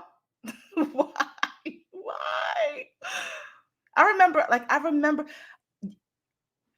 I was somewhere with my daughters and it smelled really bad. And they were like, Mom, you don't smell that? And I said, I conditioned myself not to smell smells in smelly places. And that's because I had to take New York City subways back in the 80s. Oh my gosh. When you see a homeless man peeing in the corner in the subway, like, or doing whatever else, and it's like death. It smells like death. I lived in the Bronx. So there's some subways that have like the top levels, that's like Manhattan. Then you have the second level. Now you're going to Queens or something. Then you have like the basement, like the bottom level, like the D train runs, 4 train. That's going to the Bronx. Rats, or not even roaches don't even mess with the rats down there. There's no roaches. It's just big ass rats down there. And urine, every wet spot on the sidewalk on the platform can be urine. Homeless people sitting on the benches, graffiti everywhere. I condition myself to breathe without smelling smells. It is the weirdest thing. I don't know how to explain it. But I survived that. Sitting down, like just nastiness, okay? I don't know how we survived, but we did. Anyway, the reason why is because children, what do children do? What do teachers always say to kids? Sit still, sit still, sit still. Why are you always moving around? Sit still. They're moving their lymphatic system. They know that if I move, I'm moving the system in me that's going to constantly be releasing toxins. Okay? That's what they do naturally. As adults, we just sit, we don't do nothing. We just sit around, not doing nothing. That lymph system is not moving because of that. And let me tell you where the lymph system starts at the liver and it branches out. Okay? Let me give you an example. It branches out. It goes here, like little branches, and there's nodules. There's some in the face. There's some here. You know, when you go to the doctor's office and the first thing they do is they do this. They're checking your lymph nodes. That's where the toxins go. That's where they come out. They branch here. Okay, so they come up. They branch here. Let me do it in this arm, like here. So they go to the armpit and they go into the breast tissue. Breast cancer is not a thing of the breast. It's because the lymph nodes sit in the breast. They sit in the armpits. lymphoma. That's all the toxins that sit. That's why I tell people stop wearing deodorant. That's an antiperspirant. It is water. What's in water? Toxins. You have to release the water. If you're wearing an antiperspirant, number one, it has aluminum, which it blocks, which does damage to the pineal. Number one, but number two, it's causing those toxins to sit. The toxins are like, well, you just can't do nothing. So they get full. They fill those lymph nodes. They can't move. Then they get hard. Now you have a tumor, or you have tumors into the breast tissue. That's what that is. That's the liver. The liver's trying to detox through the skin, and we don't want to have sweaty stains. Let me say this. If your body is highly toxic, you're going to be sweating a lot anyway. The more you detox your body and heal your body, the less you sweat. I have not worn antiperspirant since 2010. I don't sweat a lot. I do not sweat a lot. Even at the gym, it's not a lot of sweat. I go into the sauna to sweat from my skin. Okay? So let's continue. The toxins are released through the skin. Okay? And I really understood this years ago when someone very close to me, I smelled him and I said, you smell like sweet. You smell like sweet death. You smell like diabetes. And he was like, I smell like diabetes. And I was like, yeah, you smell like diabetes. I didn't know I had a gift that I can smell at the time. And sure enough, he had diabetes. What the hell smell like diabetes? Because even your scent, the smell that comes off of you, that your liver's trying to detox whatever disease is going on in your body. Some people have smells. There's some people that smell a certain way because they are constantly in disease-ridden spaces. Okay. Let's continue. I can go on and on about the liver, and we'll do that in the workshop. Okay. When you are sick, your body overheats to get rid of the toxins. This is something I learned from my grandmother. My mother did it. I did it to my kids, and I teach it to mothers as well. When the child is sick and they have a high fever, you don't want the fever to get above 103 because then they start having seizures. The reason why they're having seizures is because the brain cannot overheat. If the brain overheats, then there's damage. Okay? But the body's trying to heat itself up to release itself of the toxins, which is in the water. Okay, y'all get that? Okay, so what I learned is that, and some of you, your grandmas may have done the same thing, you get a cool cloth and you place it on the forehead. When that cloth gets warm, it has absorbed heat. You get another cool cloth you place on the forehead to keep the head cool, but you let the body heat up to rid itself of the virus or bacteria. Okay? So a lot of times we run and go get Tylenol or whatever, and then we're sick for an extended period of time, and doctors will say, take this medication, you should be fine in about 10 days. My daughters have never been sick for more than 48 hours. I mean, even with the flu, I'm talking about the flu, 48 hours. A cold, 24 hours, and it's done. The fever is gone, 24 hours, okay? So these things that we intake in our bodies block the liver from doing its job, right? And now we're sick for an extended period of time unnecessarily.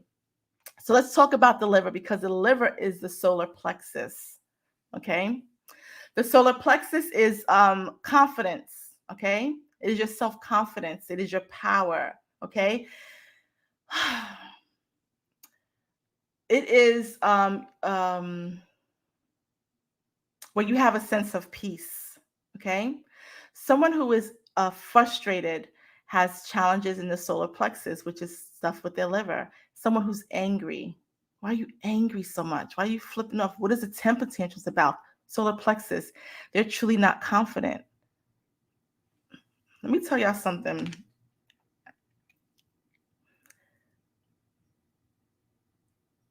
It is the most asinine thing for people to debate. I'm going to speak on this for a moment, especially in the spiritual community.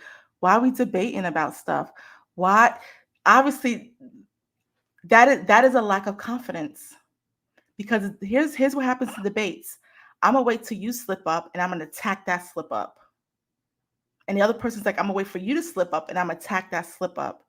Well, damn it, if you have knowledge and you have knowledge, let's bring our knowledge together. Because I don't understand why the Hebrew Israelites and the I don't know what you call them, the people who like study Kemet have to debate all the time. That you are I'm looking at these men like y'all some insecure. Y'all are really, I have no confidence. There's a meme that I saw years ago of a dog race, and there's like 10 dogs and there's one leopard. And so the I don't know, they start the race and they open up the gates and they sound the whistle and all the dogs run out. They're racing and the leopard's just sitting chilling like, why do I have to waste my energy and race y'all when I am confident that I'm gonna beat y'all? I can beat y'all. I'm confident. I know I'm a leopard. There's no need for me to prove myself. That is insecurity. Why can't we have a conversation? In 1 week, I had a conversation with a shaman, a babalao, a rasta, and my whole thing is like, teach me something that I don't know. I'm not going to be like, oh, I'm Melanie the spirit doula and I know this and that and the other. Are you kidding me? For what? Can we all sit together and like, let's have a conversation? Because everything y'all said, it makes sense. Yes, it's coming from a different point of view, but we all saying the same thing at the end of the day. We all saying connect to yourself, know who you are. You know what I'm saying? Right? You're saying Oshun and you're saying Het Haru. It's the same. What is the fight about? So I just had to say that because I had to say that. And that's that. So this anger, frustration, being mad, okay, is a solar plexus issue. Okay. The liver is toxified. Okay. This is trauma that has happened that has caused you to not have confidence, not have real confidence. So you have to mask it in some way. Okay. This has a trauma that has been caused where you didn't have power in a situation. Okay. And I get it. I get it. I'm not attacking my brothers who are super intelligent and has so much knowledge, but I get it that you too, even as a Black man, you have been attacked of your power in this country. So it's like, I'm trying to prove it. I'm trying to prove something to someone.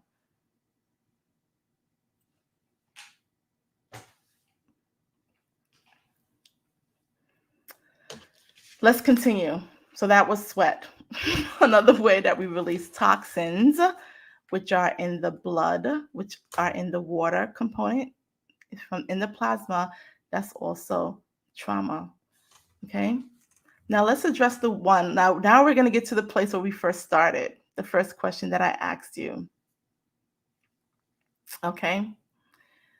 I asked you, has anyone been crying? Like, and you don't know why you're crying, why you're emotional. Some of you are like, I know it now. I think I get it now.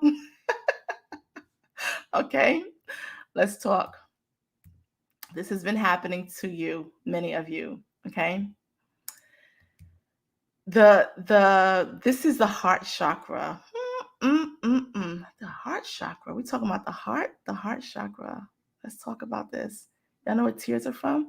Can anybody tell me where tears come from? Can anyone guess? Just guess. What we just learned. What we just learned. Where do you think tears come from? What did we just learn? I'm not asking for you to be a super scientist or biologist, just basic stuff. Yes, I said blood. Yes, blood. Yes, absolutely. Why? Because we intake something, right? That's trauma, toxic, into our system. Anything we intake, anything that's outside of us that we intake is either beneficial or it's trauma, right? It's helping us or it's causing harm. Okay? Right? Okay. So let's talk about the tears. How many of y'all knew that? How many of you are like, oh, shoot, Did you just think the tear ducts were just ducts of water just sitting in your eyes, like just waiting to release water? Like, where do you think the water comes from the tear ducts, right? You guys get it now? Okay, let's talk about this. So there's two different types of tears. There is emotional tears, and there are functional tears, like from irritation. So if I get dust in my eyes, my body's naturally going to tear up to carry that dust or whatever's in my eye out. It's going to naturally tear up and lubricate. There's oil in tears as well, a little bit of oil, and that's to lubricate the eyes. Okay, that's different. There's a different type of tear. What? Yes, and it comes from a different place. Let's talk about it. So there's emotional tears. Mm, mm, mm, mm, mm. Zena, you getting it? Let's talk about emotional tears. Listen. All right. I'm just like, I have so many things that are like connecting even for me right now. So emotional tears are formed from something called the limbic system, Limbic. Limbic. And I'm giving you guys all of these informations, all this stuff, because like I would love for you to even study it deeper. If you're like, oh, I like this, study it deeper and then teach me something, All right, let's talk about it. So it's something from the limbic system. Now I'm going to go into the brain. Okay, we're going to talk about the brain, basic, because the brain is a lot. It's a lot. We're going to talk some basic stuff. So the limbic system, okay, the limbic system in the brain is our emotional arousal system. Okay, it's a large system in the brain. It contains the thalamus, the hypothalamus, the amygdala, the olfactory bulb, the entorhinal cortex. Okay, and so let's talk about a couple of these. For example, the olfactory bulb is our smell, where we get our sense of smell from. Okay. The entorhinal cortex is our memory. Very important. Very important. We need to understand that. And the amygdala is our basic emotions. Okay. Our basic emotions. Okay. So the limbic system as a whole, all those components that I just gave you, thalamus, the hypothalamus, amygdala, olfactory bulb, and entorhinal cortex, that makes the limbic system. That is our emotional space in our brain. Okay. You guys got that? Okay.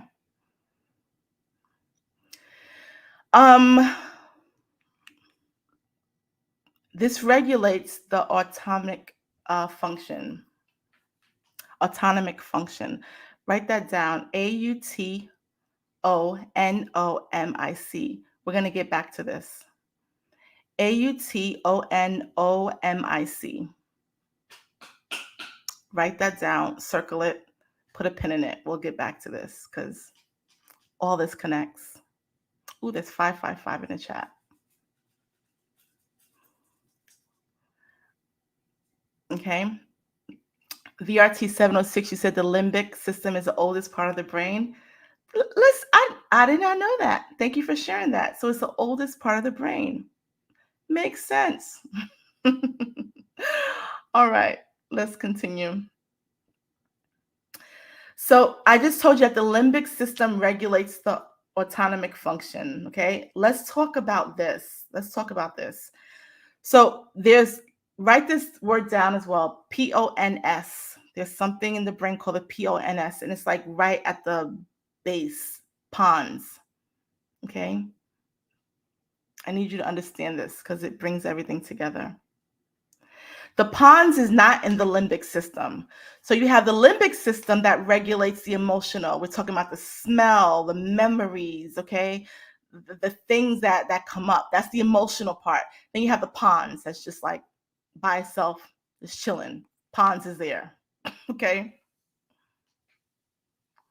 The pons is the message station of the brain. It sends the messages. It is like totally apathetic. Like, I'm just here to do my job. No emotion at all. That's the limbic system. The pons is like, y'all do too much in the limbic system. Just tell me what I need to do and I'll do it. Right. No emotion, zero emotion. That is the pons. Okay. All right. Let's talk. The pons may or may not connect to the limbic system. What am I talking about? I'm going to bring it all together. So, whenever there's an event that happens that we are triggered by, the trigger happens in the limbic system. It is a memory, it is a smell, it is a something. Somebody says something, somebody does something. It triggers something in us emotionally in the limbic system. Following me? Okay. The limbic tells the pons, who's the messenger, right, to send a signal to the lacrimal system. Lacrimal, Lacrimal. So you have limbic, the emotional center. It gets triggered by stuff. It sends a message to the pons, who's just there to do its job. The pons signals the lacrimal system. Okay. The lacrimal system is what makes the emotional tears.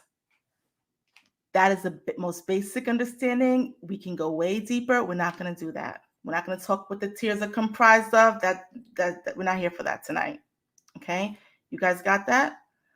I told you what the limbic system is. This is memory. This is your hearing, your smelling, okay? Your senses. This is the emotional part of the brain.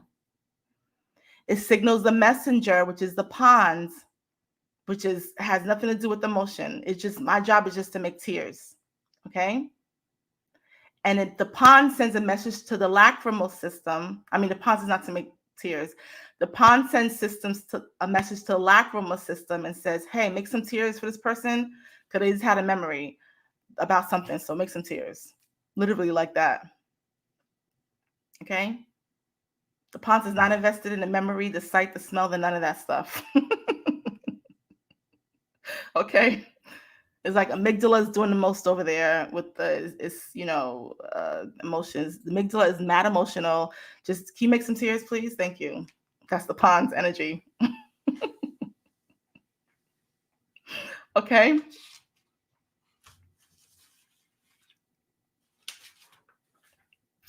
So, lacrimal, Lacrimal. So again, and because this is going to address what a lot of you are going through right now, we have the limbic, okay? The limbic part of the brain, which comprise of different components. The thalamus, the hypothalamus, the amygdala, the, what did I say? What is the cortex? I forgot. Let me look at my notes, because I know I wrote this down somewhere. The entorhinal cortex and olfactory bulb, okay? That's the limbic system, all right? The limbic system sends a message to the pons. Pons is the messenger. The pons sends messages to the rest of the body. The pons is going to send a message to the lacrimal system and say, make some tears, okay? All right. All right. I know I'm giving you a lot of information. This is something that you are going to probably sit with and, have some really deep understanding. It's wonderful that this is happening today because it is a new moon. And I may tap into why this message had to come at this time. But let's continue. So let's review. Blood. In your blood, you have plasma, right? Blood. There's the plasma, okay? The green and yellow is the plasma. The green part is the water. The water contains information, right? We talked about water is how we communicate. It has information. It has ancient information. It has new information, okay? The water is what holds the toxins. Okay, it holds the toxins. We're talking about physical toxins. We're talking about spiritual with regards to like trauma. Okay, we all agree that trauma is toxic, right? Okay, it is released by different processes that I went over. Urine, I went over that process, how it's released. Sweat, I went over that process, how it's released. And finally, tears. Okay, I also touched on blood with women, how that is released. Okay, so we literally have blood, sweat, tears, and urine. Okay, all right. Emotional tears are releasing toxins that are trapped emotions. Okay, emotional tears are releasing toxins. Let's go over this again. The limbic system, the emotional part of the brain, sends a message to the pons. The pons is a messenger of the body. It sends a message to the lacrimal system. The lacrimal system makes the tears. That is the process. Okay? Makes sense? Listen. Some of you are crying and don't know why.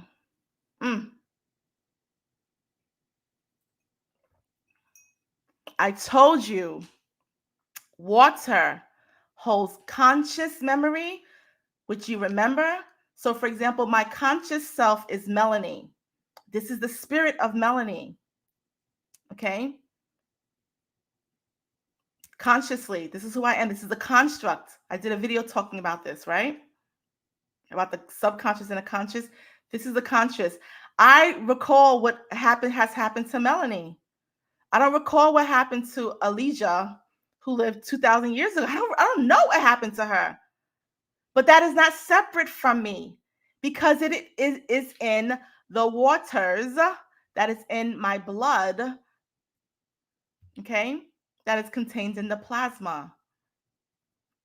All right?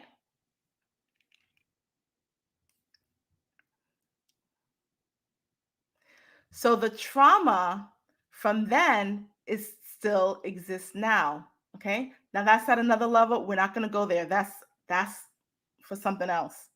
Let's talk about the conscious. Let's talk about the trauma from childhood. Okay. So here's the thing: as spiritual beings, all spiritual beings have gone through trauma. Period. You tell me you haven't, 100%. I can find the trauma. I've done it before. I've had people that's like, I've never been traumatized. I lived it. And I'm like, man, you have acute trauma or you have complex trauma. Let me explain what complex trauma is. Okay. let's talk about that. All right. So anyway, I don't want to get too deep into that. SDA students, y'all know what I'm talking about. So I have trauma from my childhood. As spiritual beings, you are here on a mission. A lot of times you went through trauma literally, and because it was so traumatizing to your physical body, okay, you were taken out of your physical body. So you, whoever you are, okay, let me say me. So Melanie has experienced traumas that was so physically traumatizing to my physical body. My soul could not deal with that. So I was taken out. So the physical trauma happened to me and I have no conscious memory of it. I don't remember it happening. Like, real talk. I have been told stories. People have told me stuff that has happened to me. And I'm like, I don't remember that. Okay. I don't recall that. Literally. There was a story where I in high school, these girls were gonna jump me. I'm minding my business. Like, what is your problem? These girls want to jump me. We don't like how you talk. We don't like. I went from a school in the Bronx I went to high school in New Jersey. Okay. We don't like how you talk. We don't like how you dress. I was dressing dope. I was wearing house shoes. I was like in the Bronx, like I was wearing how I dressed, how we dressed. You know what I'm saying? I had patent leather house shoes on. I had sweaters. I had polka dots and stripes. I was wearing like my 5411s. Like I'm dressing dope. We don't like how you talk. We don't like how you dressed. Like these girls straight from the projects was like about to jump me. There were like two sets of projects, and these projects, these particular ones was like the scary ones in Jersey, which is nothing compared to the projects in New York. But anyway, they thought they were thugged out. New Jersey is a whole different beast. Okay. Like I was afraid to go to certain parts of Jersey that like I would be in New York and the Bronx and Brooklyn, not scared. But in certain parts of like Newark at night, like certain places, like I'm just not going to mess with. Okay. So these girls wanted to jump me and confronted me. I forgot about this. A friend of mine told me about this situation. I'm like, that didn't happen. And she was like, Melanie, you don't remember? Like you was like by the classroom door. The teacher was trying to open the door to pull you in, and you were standing there looking at them. And they like didn't do nothing. Like you were just standing there looking at them, like, what you gonna do? And I was like, that did not happen. And she's like, what? So you don't remember? And she said, somebody said she's about to get her posse out here because I heard that they was saying stuff like she had a Jamaican posse and she got this posse from the Bronx and her sisters this and that. And I'm like, that did not, like, I'm telling my friend, like, that did not happen. She's like, that did happen. Like, she's like, I'm about to call such and such because you don't remember that. I don't remember that because that was so traumatizing to me. That was traumatizing to Melanie. Like I was not that girl. I was not that thugged out. I had people that were thugged out. My friends, they were the gangsters, not me. I was walking around just like being my nerdy, geeky self, doing my sports or whatever, not trying to fight nobody. That I was reminded that my soul went somewhere else and my physical body was there. And the fact that she described me just standing there looking at them is because I wasn't in here. It was just my body looking at them. Do you understand? That has happened so many times to you as spiritual beings where you don't have a memory of some trauma. It doesn't mean that it didn't exist. That trauma still happened to me. My body, my bloodstream took it in. So I had to realize later on when there were certain situations where if there was a lot of women that came around, I just got nervous. So I just was like aloof because of this trauma that I totally forgot about. Do you guys understand? If she didn't bring that up, I would have no idea. Okay? That's just one. And we're not talking about the traumas that happened when you were 2 years old, 3 years old, 4 years old, 5 years old, 8 years old. There's a lot of traumas that happen that you just will not recall because you were not there. Okay? And so let's talk about this. When you are having that cry and you don't know why you're crying, you don't know what is going on, and you just crying out the blue, do not hold it in. I tell you every time, cry. Now, the components of tears actually heal the body. When you are crying, it's causing your white blood cells, it's causing a lot of things to activate to start healing you. It's allowing the toxins to be released at a physical level, like we discussed, but it's also at a spiritual level. So when you feel like you have to cry, men too, don't be like, I'm a man, suck it up. Don't do that. That is your higher self saying, we got to release this trauma. We got to release this toxic thing that happened. You forgot. You forgot, but we remember. You trying to ascend out of here, then you got to get rid of some of the stuff that you forgot about that's holding you here. Because when this thing happens and it's a trigger, you don't remember the trauma. Again, I didn't understand why, like, I couldn't hang around groups of women as an adult, like a group of women, like coming to me, I would freeze up. Like, what is wrong with me?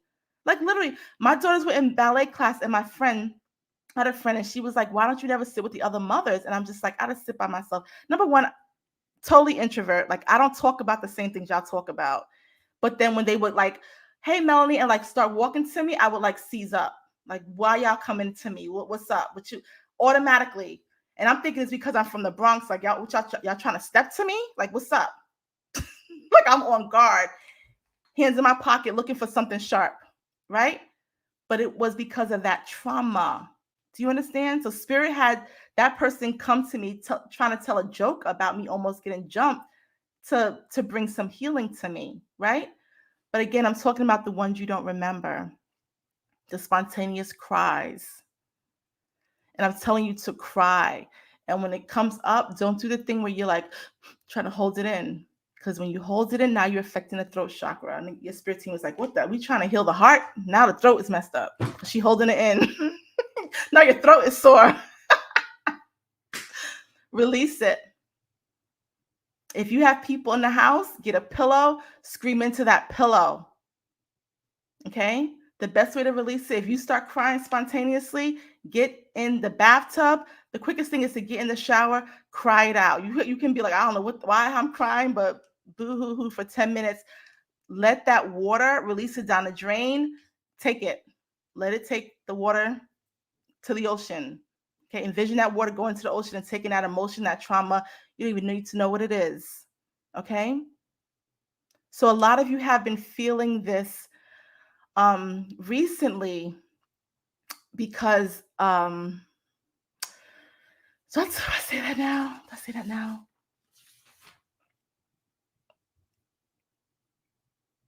We're gonna talk about why you've been feeling that. We're gonna talk about that because I'm gonna go there a little bit tonight. Okay. All right. Let's continue. Let's continue.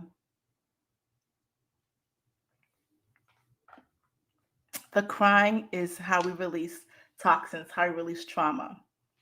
Okay. I was at the gym. I was at the gym with my trainer, and we were doing. I was like sweating. He has like these big fans. He was not turning the fans on. I was hot and sweaty.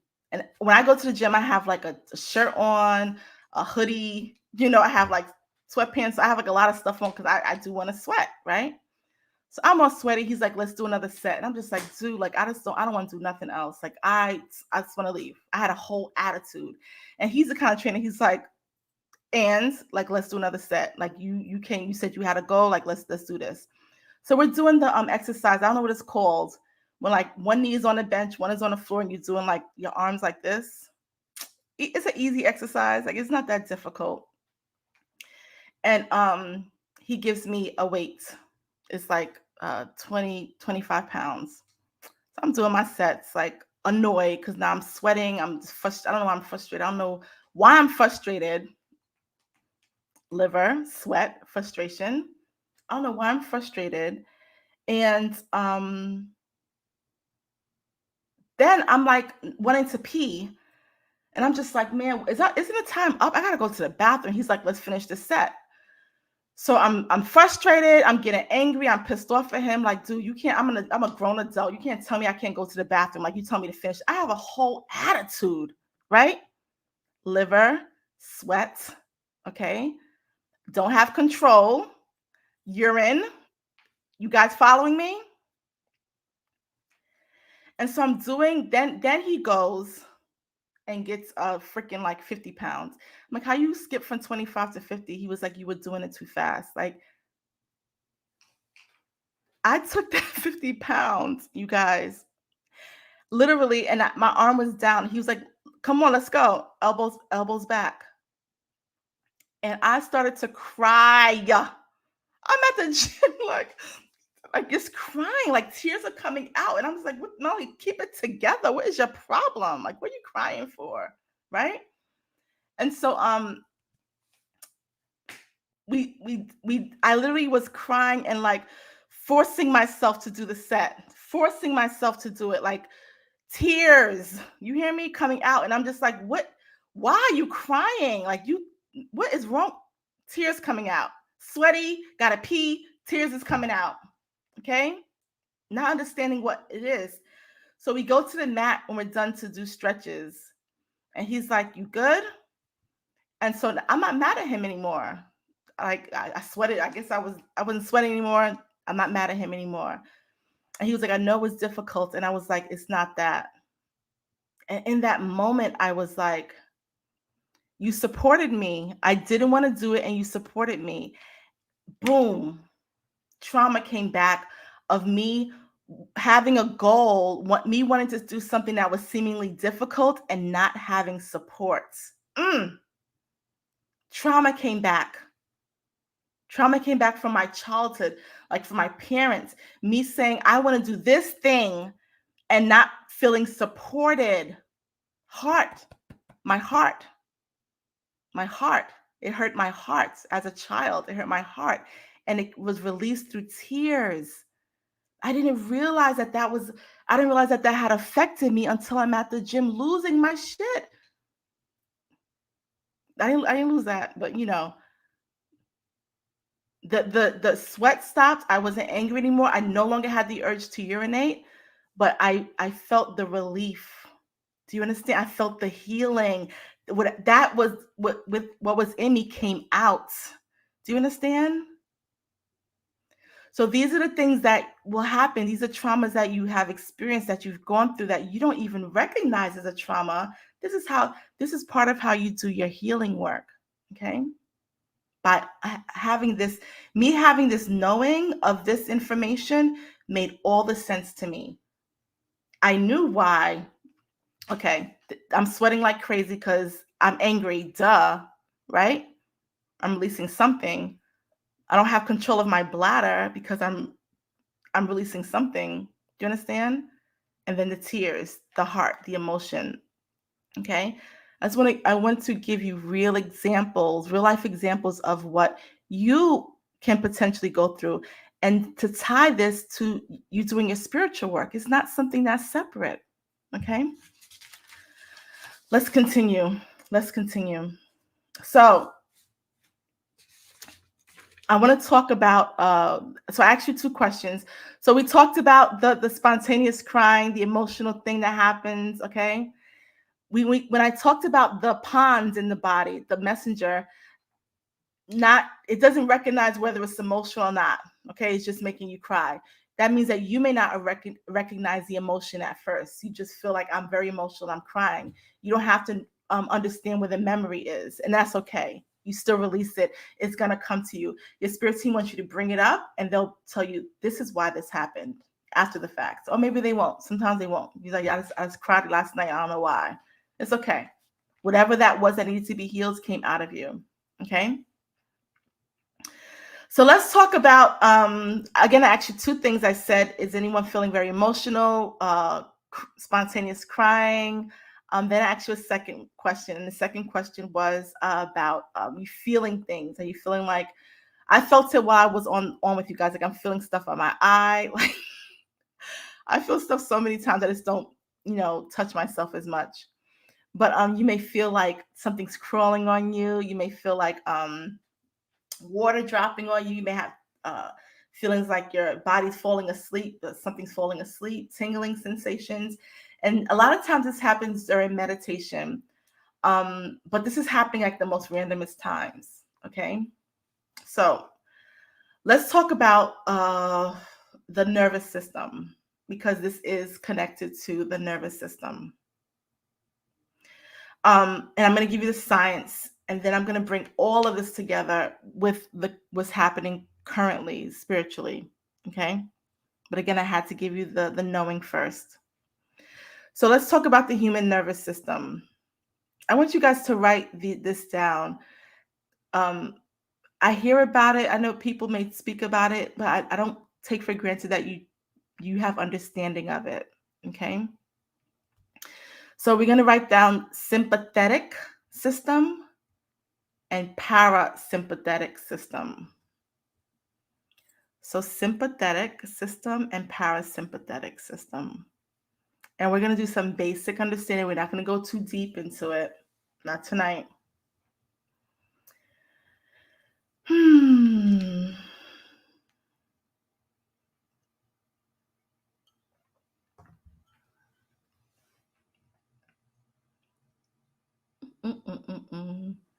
Yes, you may feel like you may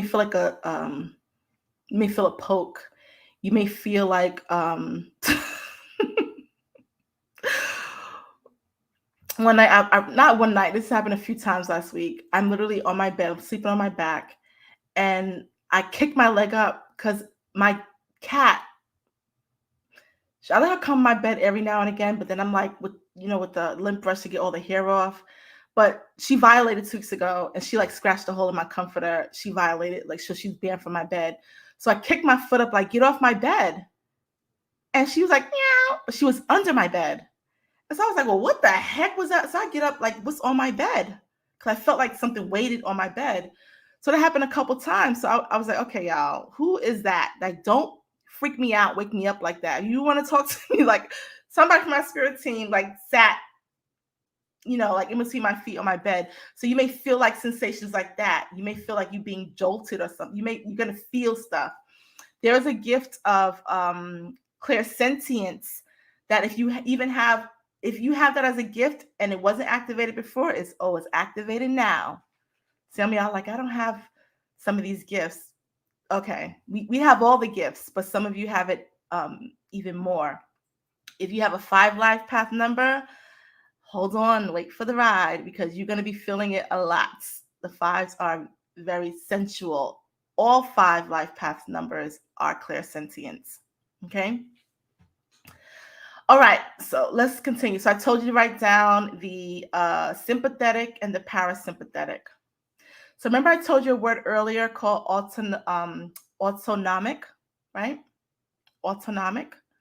So both the parasympathetic and the sympathetic are both part of this system. Okay. So let's continue. So let's talk about the parasympathetic. So the parasympathetic let's talk about the sympathetic, because then it's easy to explain the parasympathetic. So the sympathetic is when something happens, you go into, it's called, you heard of flight or fright? Flight or flight? You heard of that, right? It really should be fright and flight, because your body goes into this mode of survival. Okay, this is the sympathetic. This is all connected to the nervous system. It is connected to the spinal column. This is in your nature as a human being. Okay, it is essentially ruled by the root chakra. So we're talking about the spine. The bottom of the spine is the roots. The top of the spine would be considered actually the third eye or crown. Okay, third eye. So the root chakra is where the fear is. I always say, trust, believe. Okay, no, never be in a place of fear. That is the root. When you're in a place of fear is when you can easily be attacked spiritually. Okay, there's no need for it. It is a low vibrational emotion. That, along with guilt and shame. Guilt is a waste of an emotion. Like, just don't have it. I can understand fear, but guilt, don't feel guilty about stuff that already happened. Okay. So the fear sits at the base of the spine. Okay. So we're talking about the nervous system here. Okay, so what happens when you are fearful or something suddenly scares you? Now, this is conscious and unconsciously, and we'll talk about conscious and subconsciously, and we'll talk about the subconscious. So consciously, something happens, car accident, you see a whole bunch of people running towards you, right? Somebody's walking, people about to jump you, like any situation that happens that puts you in that fear place. There's several things that happens. Number one, your blood rushes from your organs to your what's the word I want to use? Your limbs. Okay. Why does the blood rush there? Because your body's like, you need all the energy to take off running. Get out of here. Okay. So the blood rushes there. Okay. The other thing is that your pupils will dilate. Okay. Dilated pupils, when your pupils dilate, it'll also make them watery. Okay. So this is what I was talking about with the emotion. Okay. Especially if this thing is connected to a memory. All right. The pons directs the lacrimal system to start creating tears. The pupil dilates. Okay. You ever seen a cat? When a cat is comfortable in the parasympathetic, their eyes are big. But when a cat goes into sympathetic, the eyes are like a slit. And it's looking at you like, and the cat's body gets like, all the blood rushes to it. I'm saying a cat because we can perceive what it looks like when a cat does that. And a cat's ready to jump or take off. Okay. We do the same thing in our bodies. Okay. So our eyes dilate, the blood rushes to our limbs, and we want to run. We want to take off. We don't want to do this. Whatever this is, we're not trying to even deal with whatever this is. Okay. The bladder does not contract. So here's what you don't realize. Your bladder is, right now your bladder is contracted. Your bladder is not just loose because you would be peeing all over the place. Okay. Your bladder is like this. It's in a contracted state. When you enter the sympathetic space, your bladder does not contract. This is why people that are scared, they pee. Okay. Someone gets really scared, their bladder doesn't contract, urine comes out. What did we say? What did we talk about? What did we talk about? Are y'all putting this together? The urine, of course, is releasing what it has received as toxic right away because now we're in emergency. The eyes are releasing what it perceives as toxins because it's an emergency. The body's saying right away. Okay? Your body gets hot. What starts happening? You start sweating. Y'all ever been in a nervous situation and your armpits, you start sweating, you get sweaty. Your body perceives emergency. This is toxic. It starts releasing it will release what's backed up to release what's coming in, to make space for what's coming in. Okay? I need y'all to understand that part because we just went over that, the science of that and the spirituality of that. Okay? When the sympathetic system is activated, this is what happens. Okay? Okay. The parasympathetic is different. When the parasympathetic is activated, the eyes do not dilate, the bladder is contracted, the blood goes to the major organs where it needs to be. It's good. Nothing happens. Okay? As spiritual beings on this planet at this time, we go into sympathetic mode all of the time. Okay?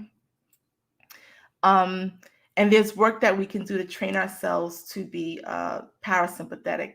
Actually, trauma actually trains you in that, right? If there's a certain trauma that happens to you so many times, you just don't have you just know like there's nothing I can do. You just go into parasympathetic mode. You don't even try to escape or run away, or your body doesn't go into that fear place because you're just so accustomed to it. And that is very deep trauma. Okay. That's a lot of work that needs to be addressed. A lot of trauma that needs to be addressed. But that's not what we're talking about. So let's get into it. I'm going to be careful what I'm saying, but I'm not. Pay attention to this because I spoke about this on the live on Instagram that was taken down last week from about, I think it was Sunday. I was driving with my daughter and I was just like, why are they spraying the sky? It's not a new moon. It's not a full moon. Like, what's going on? Like, the sky was being sprayed like crazy. They spray the sky out here. That's normal. But it's mad planes out here. What's happening? I didn't understand what's happening. There was a lot of activity that was happening last week. I knew something was going on. I feel it a lot in my sacral. Okay. I wasn't sure. I was telling my daughter, oh, I'm so nauseous. Like I was feeling nauseous. I didn't understand why. I said, something's happening spiritually. The most astral traveling ever was happening. I was getting so many downloads last week. It was unbelievable. The moment my eyes closed, I was somewhere else. Every time my eyes closed, I was somewhere else. I could just be sitting here and close my eyes and I was somewhere else. What was happening? I didn't understand. It wasn't until I think it was Thursday or Friday when I went live. I was literally sleeping in my bed and I was receiving information. And I texted Danny to tell her. I think she said something to me and I was explaining to her. So I'm explaining to her and I'm channeling information from spirit as I'm explaining to her. And I'm like, let me get on live and share this with everyone else. Like everyone needs to know what's happening. So I go on live. I'm literally in my bed, sleeping, like in between. And I'm like speaking and like sharing what's happening. So last week, there was a geomagnetic storm.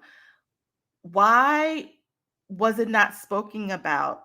We know why some things are not spoken about, but this was something major. So let me explain the science of what happened. So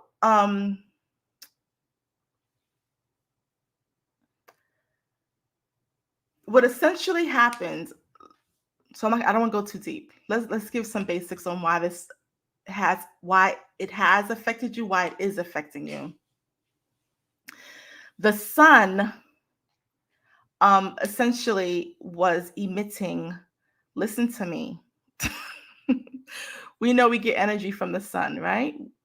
We all know that by now, yes?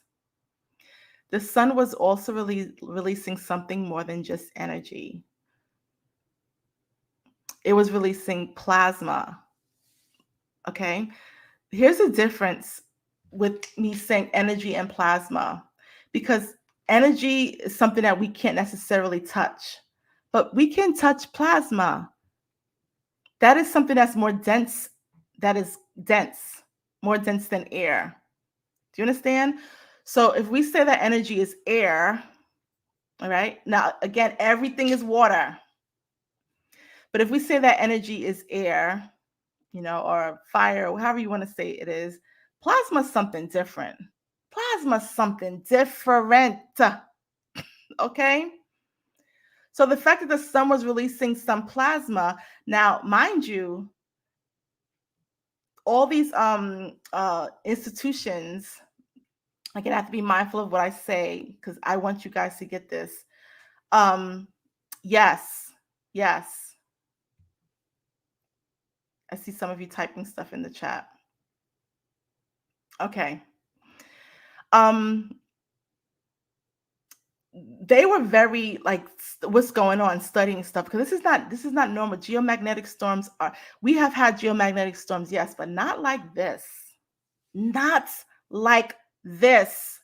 It caused major shifts to happen.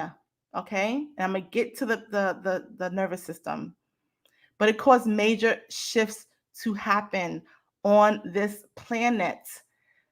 That let me give you one of them. And I talked about this on the live. Thank you guys. The corona mass injections, that CMEs. This is the plasma.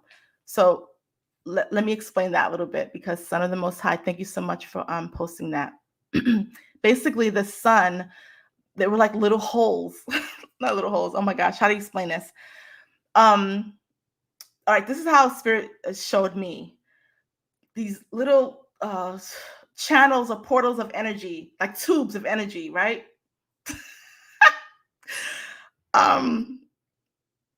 You go to the bank and you put the thing in the tube and it shoots to the bank and it shoots back at you. So if you can imagine like that coming from the sun, but it's in plasma form. So it's a little bit more dense than just the energy that we usually get from the sun. Okay. That was hitting us. Okay. This is magnetic. We know that the earth is magnetic. We know that we are electric. Okay. So follow me here. Whatever happened that was not normal happened, and it was not discussed because people were talking about God knows what on social media, a bunch of nonsense when all this was happening. Listen to me.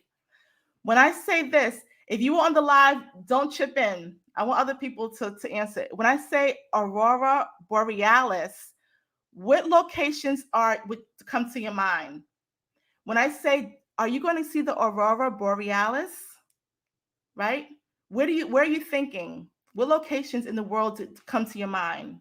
If you are on my live, don't say it. The Arctic, yes. Adore 757. The Arctic. Cold places, yes. Yes. Where else? Alaska. They're called the Northern Lights, right? Canada, North Dakota. Yes, yes, right? Right? Like, you have to go there. Now, there's a whole, we're not going to get into that tonight, what that is. But let me tell you this. That space is super powerful. It's not just random lights. It is not just random lights, y'all. Don't let nobody tell you that. That is, we're talking about the green. This is the heart chakra. When I say the heart chakra is how you get out of this dimension, there's not a coincidence that space is green. That is where your ancestors, your ancient memory, all that is in that space. But like, ain't nobody trying to go to Alaska or to Greenland, Iceland to see that. I have a student who went to Iceland. Let me take that back to see that. I was like, if I go on vacation, trust me, it's to an island. It is not to no ice cold place. To see, no, that's not happening. But listen to me. So y'all said Greenland. Y'all said Canada, Antarctica, Arctic, right? All these places that are cold in the northern lights. Well, guess where the northern lights were last week? This is why the skies were sprayed so much. Guess where they were? You will never guess. Well, let me tell you. The northern lights came down, traveled south. The northern lights were, if you were in Pennsylvania, Ohio, Maryland, New Jersey, New York, parts of Virginia, you could see the northern lights in the sky, but you couldn't if you were in the city and they were sprayed. Why was this phenomenon not all over the news? So you telling me I could have got in my car 30 minutes and seen the freaking northern lights connected to the northern lights? But I didn't know because the sky was so cloudy. This geomagnetic storm caused a major shift on this planet. I'm not going to go into the electrons and the ions. Let's go a little bit into that. Oh my gosh. Oh my gosh. Let me tell y'all.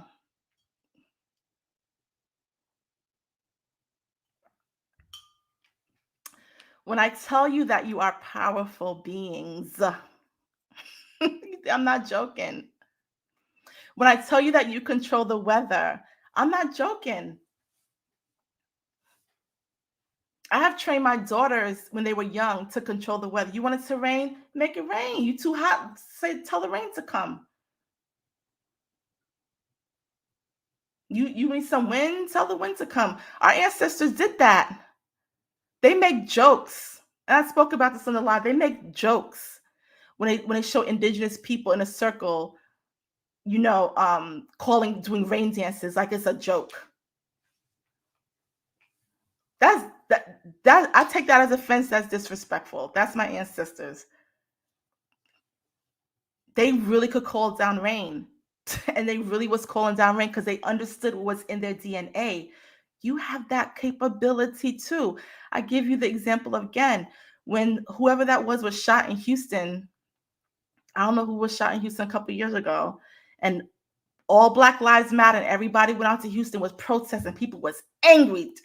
All this energy was focused in Houston. Y'all remember that? And then what happened right after that? Houston had crazy floods. It called the rain down with your energy. Then right after that, I don't know if it was Houston or where it was in Texas, had never ever before had ice storms. They didn't even know what to do. American Airlines was shut down because their base is in Texas somewhere. The whole plane I remember because I was in the airport trying to get to New York, and I was taking American Airlines, and it was like, it's shut down. Like, we don't even know what's going to happen because it's ice. The whole entire tarmac is iced. In Texas? Who you think? Everybody's like, oh boy, here comes, I'm about to talk, y'all. Everybody's like, that is CERN. That's CERN. Da, da, da. Y'all, stop it. Y'all need to understand. I talked about 1% and the 1%. I talked about that, right? I talked about the spiritual war, who's fighting in the spiritual war, not this physical bullshit war. We're talking about the spiritual war. Who's fighting? So if these beings have to create a machine that is CERN, if they're creating something like that, what's the polarity of that? Do you understand? If I have to create this, then there's something else over here. Do you get that you are the something else? Do you get that you don't need no machine for you to travel through dimensions and to different times, different universes? You do that every single night. You don't need no machine to control the weather. You control the weather. You do that.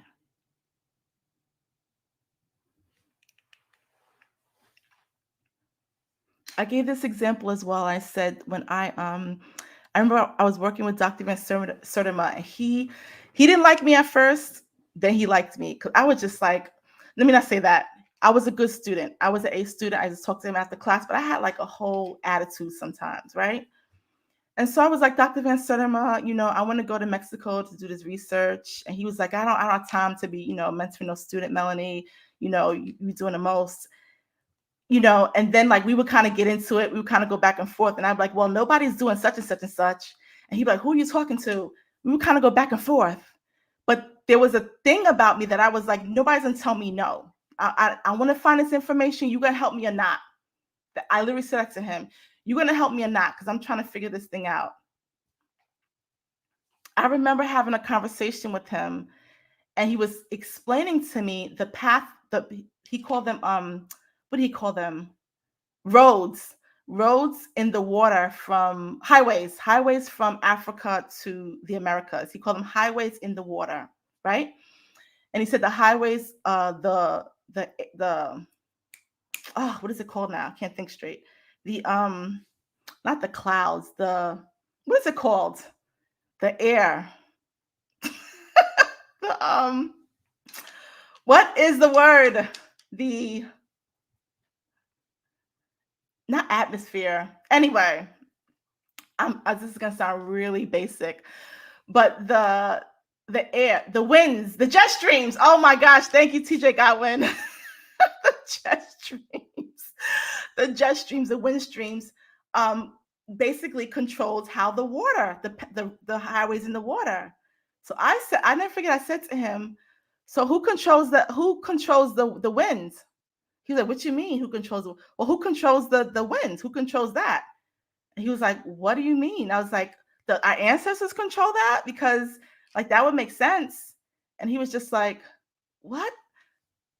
The type of person that I was, this is why he sent me into Mexico to like ask questions at the universities to get like information. Because I would always ask the questions that's like, what are you talking about? Right? But here's the thing. Who controlled those airs? Who controlled that wind? How do we know that our ancestors didn't? Number one, we know that Africa wasn't the most ancient coming over here. Like, let me just tell y'all that right now, if you didn't know that. I did hands-on research in 1999 to prove that. So there were actually civilizations here that went there. There were civilizations that went all over the place. Okay? So yes, the Black people came before Columbus, but before Columbus, there were the Black people here anyway. Okay? And there were civilizations here that are still here. They're just hidden under a bunch of trees and forests, but they will be uncovered soon. But that's neither here nor there.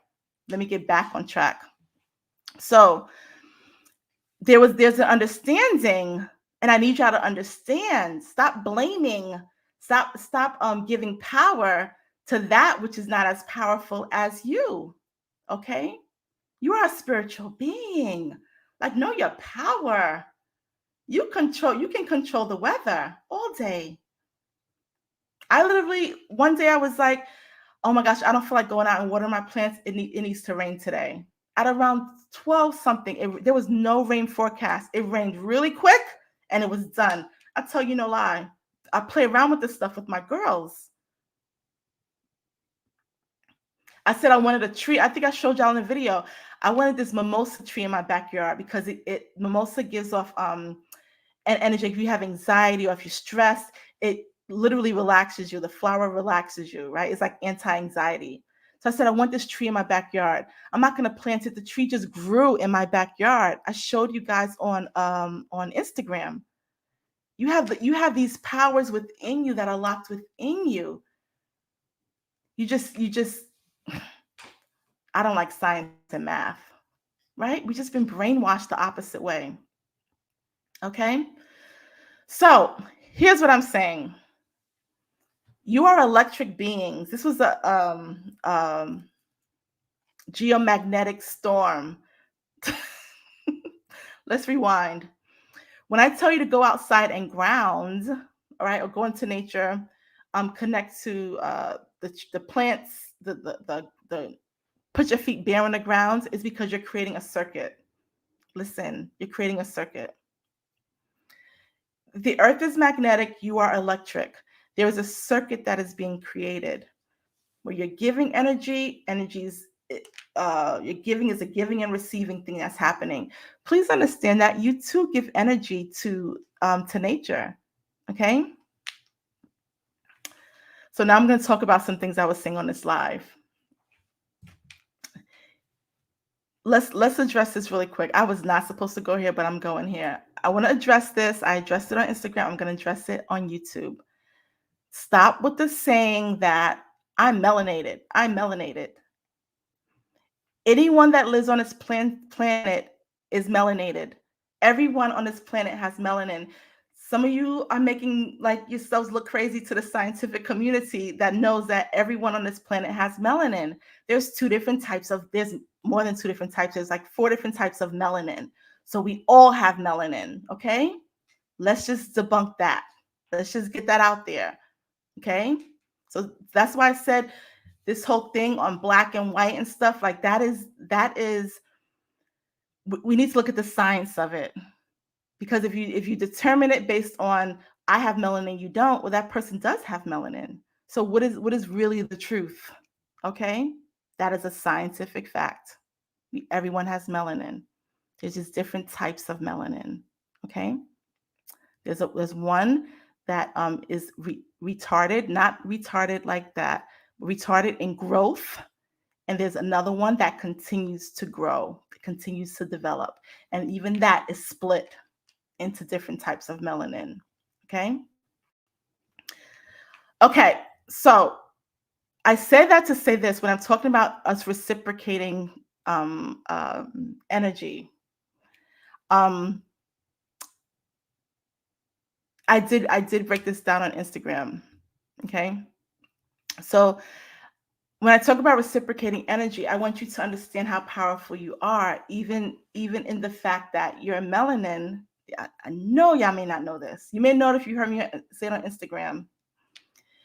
But your melanin produces oxygen. What? Because we were taught that plants give oxygen and we give carbon dioxide. We breathe oxygen, we breathe out carbon dioxide, and that is far from truth. We breathe in mostly oxygen, but we breathe in a whole bunch of other stuff as well, right? If you walk behind a car that needs an oil change, that's not oxygen coming out the car, right? If somebody burns food, that's not oxygen. Like to smell of oxygen, there's other things that we breathe in, okay?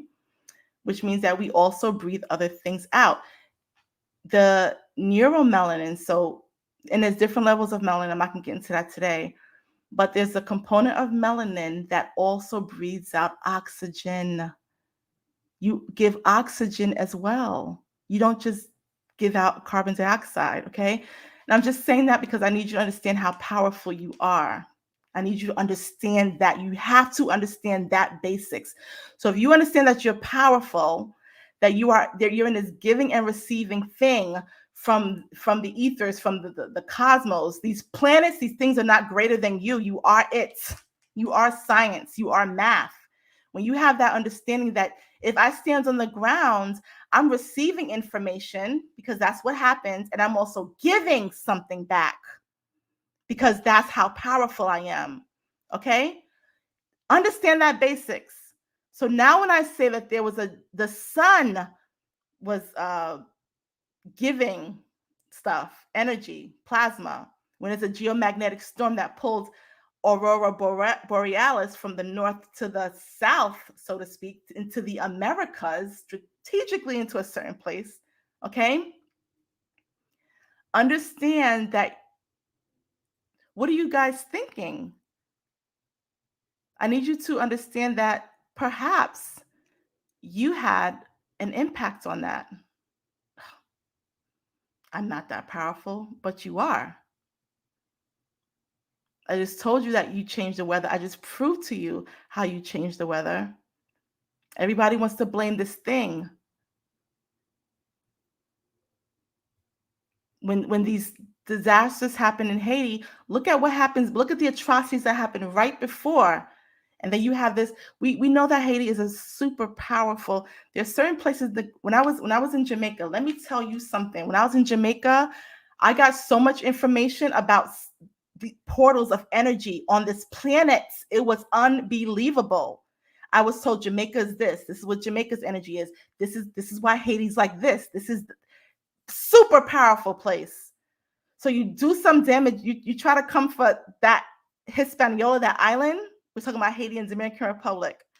Oh, it's gonna come back for you. Okay, I'm not gonna continue to go there because that's not the only island. There's other islands. There's other places. Okay, so let's bring it back. So we had this big storm. Okay, you were giving off energy as well. There was energy that you were giving off as well by ways of electrons. Again, I said you are electric. You are electric beings. Didn't Dr. Sebi prove that to us? Didn't he prove that? He said you are alkaline. You are electric. You are batteries. You are copper tops. You are copper tops. Your hair, the very makeup of your hair is copper. This is why we wear copper, to connect us to our home, to the ethers. Okay, you are the battery, the positive and the negative. That's what I'm always talking about.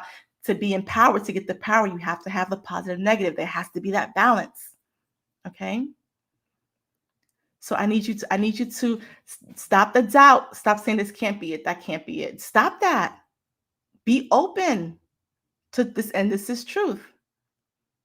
So I don't know who on here is going to see the Northern Lights or Aurora Borealis up in Iceland, Greenland, or Antarctica. I'm not doing that. So come down here, come see us. Come see us, ancestors. Come see us. Heart Chakra. Come see us. Let us give you something. And I always say this: do not be in that place of worshiping your ancestors and your spirit team. Stop doing that. Because you're here doing work. You're powerful enough to come down here to do the work. They're not even fully down here. They're in a place of saying, thank you for doing your work. Thank you. As many times I said to my spirit team, thank you. And they're like, thank you. And I'm like, well, no, thank you. You're the spiritual. No, thank you, Melanie. Thank you. So understand that reciprocation that's happening. Okay. So I say all that to say this. We had this phenomenon that happened last week. And it activated a lot of gifts. Okay. Number one, it activated a lot of, it's a fast track of healing. So those of you who have been on, like, I'm not understanding the emotions and the things coming up, is because in order to ascend, you have to heal. Not every trauma you're going to remember. So there are going to be some traumas that have to come up that you don't know. Just cry it out. You don't need to know what the trauma is. Like, I cried last week about something. I have no idea why. I just was like, I'm going to make this count. I don't know what trauma this is, but clearly I forgot what it is. I'm going to make this count. You hear me? And I released it, and it was going out of me, whatever it was. Okay. Understand that your gifts are being activated. There's a whole entire electromagnetic storm. You think you're not going to feel nothing? You think you're not going to feel anything? You have heightened senses. Your melanin gives you heightened senses. You're going to feel something. So all of you that were feeling the sensations and the movements and the crawling on the skin and the water droplets, you how you know those water droplets were in plasma? How do you know?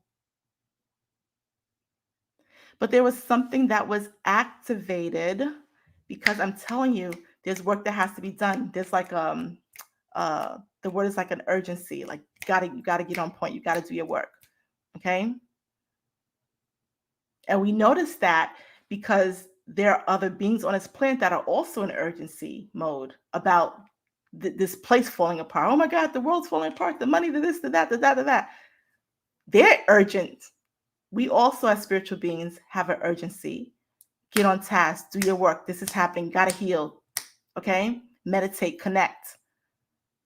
All right? Don't be distracted. So, this is to answer what you're feeling. Now, let's talk about the parasympathetic and the sympathetic. You as a being, okay, your physical self, right? For example, me as Melanie, my physical, this is my conscious self. I was born in the Bronx. I have two parents. Clearly, I have two brothers and a sister. I went to this school. I'm sitting here. This is work I'm doing. I'm a professor. Okay. This is Melanie. Okay. There's also a spiritual that I don't see. That's all around me. I have my spirit team.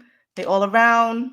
I don't see it any longer because from me starting school around 5 years old, 6 years old, and being told, Mel, who are you talking to? There's nobody over there. And I'm like, yes, it is somebody over here.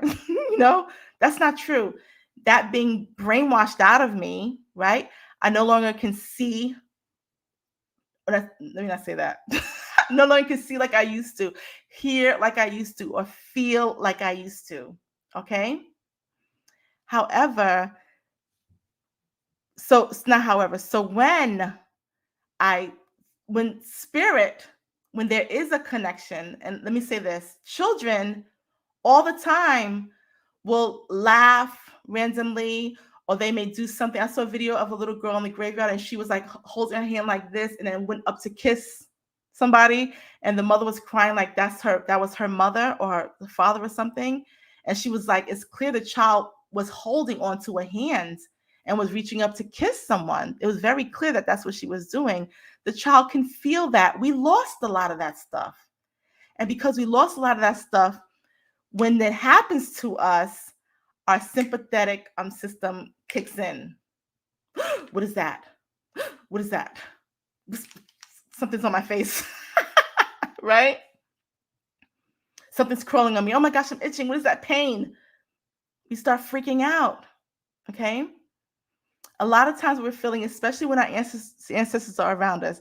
Thank you so much for the donation, Fatima or Fatima. A lot of the times when our ancestors are around us, and they love you so much, and they want to be like, you did a good job. I just love you. Let me give you a kiss. Let me hug you. And sometimes they'll come behind and hug. They don't like hugging from the front because that would freak you out, but they'll come behind and hug. And all of a sudden you feel like your arms are cold. The hairs in your arms are standing up, right? And you're like, what the heck is going on? That is a sympathetic because your body doesn't remember what that is, and you go into fear mode. Okay? All the blood is rushing to your arms. All the blood is rushing. That's what you're feeling. I tell people, if you feel that, that's your ancestors. Where do you feel it at? That's where they're touching you. Okay? That's where they're physically touching you or communicating with you. Okay? So I say all that to say, I said a lot. I said all of that to say that this huge thing happened, which is freaking magnificent. And a lot of you have been charged. Okay? You are electric beings. Hold on a second. This geomagnetic storm happened. The aurora borealis was in the northeast. Okay, this is the heart chakra. This is here to clear the trauma from your hearts. Okay, is also clearing traumas from your body, the waters. Okay, like I explained, but you're also going to be a little bit more sensitive. Okay, so don't freak out when you're feeling stuff. Understand that this is something that is happening spiritually to you, and like be real excited. Like this is a real thing. I feel like people are just like, yeah, my spiritual gifts are activated, but they're really BSing, because when the spiritual gifts start activating, it's like, oh shoot, now what? Like, yes, your spiritual gifts are being activated because they need to, because you're going to have to be this sensitive in the upcoming time. I told you this video has nothing to do with September. That's a whole different thing we're about to step into. But it's nothing compared to what 2023 is going to be like. And your spirit team knows that you need to be, a little bit there more, a little bit more activated, a little bit more connected, a little bit more discerning, so that you know what is what in the upcoming times. Okay? So, hold the charge. That's what I was going to say. Oh my gosh, thank you for saying that, CW. That was an example I was going to give. Do you know when, for example, if someone's in a bathtub and someone throws, let's say a hair dryer into the bathtub, right? If someone's in that bathtub, they get charged, right? They get electrocuted. But what happens is that their heart gets such the voltage is too high for the heart to handle, and so their heart stops, right? It stops, right? That's the process of the electrocution in the bathtub. Okay. I said to you guys that we're in water. All this is water, just different forms of water. Okay. And so what essentially happened with this geomagnetic storm is that it was like you were in water, as you are as electric beings, and this thing caused a charge. And so a lot of you have been charged up. Okay. And it's charged up for you to stay on your path. You're already on your path. Do the work you came here to do. Get this work done. Be serious about it. Stop playing games with it. All right. So thank you for that. Yes. So with that said, said Starseeds United. With that said, I hope that you were able to get some good information from this. I hope you're able to get some good information. I know I said a lot. I know some of you may be stuck on the chart, but I do want you to take some time to go back over that. Having that understanding of the biology of you, then we can have more complex understanding, when we talk about melanin and mitochondria, but just having the understanding of basic blood, plasma, the water in you, it gives you the understanding of the healing process and what it looks like. So we did the knowing part. I gave you guys the science. We did the understanding. I gave you guys the spiritual part. The science, the knowing, the masculine, the spirit, the negative, the feminine equals power. So I hope that you all have been empowered by this message and that you walk out here tonight, tomorrow with so much power. Thank you so much, Christelle. You have brought so much clarity to my dream travels and beyond. I love you. I love you too, Christelle. The other thing is that, it's a new moon tonight, y'all. It is a new moon. Take this information. I want you to understand the power that is in you. Set intentions like for real. Okay, we're about to we are in Virgo season, okay? Coming off of Leo, which is the heart, okay? So what I want you to understand is that I want you to be get your shit together. Essentially, like Virgo's all about being organized, practical, the critique. Get it together. Get your stuff together. It's time to get your stuff together. You're gonna have to, because as we approach Libra, we're gonna be more in our heads with regards to heart stuff. Okay, which is why a lot of people are gonna be not too good come the like end of September, mid to end of September. So again, for the next 2 weeks, you are setting your intentions to manifest on the full moon. After the full moon, we chill. Let it do what it got to do. Okay.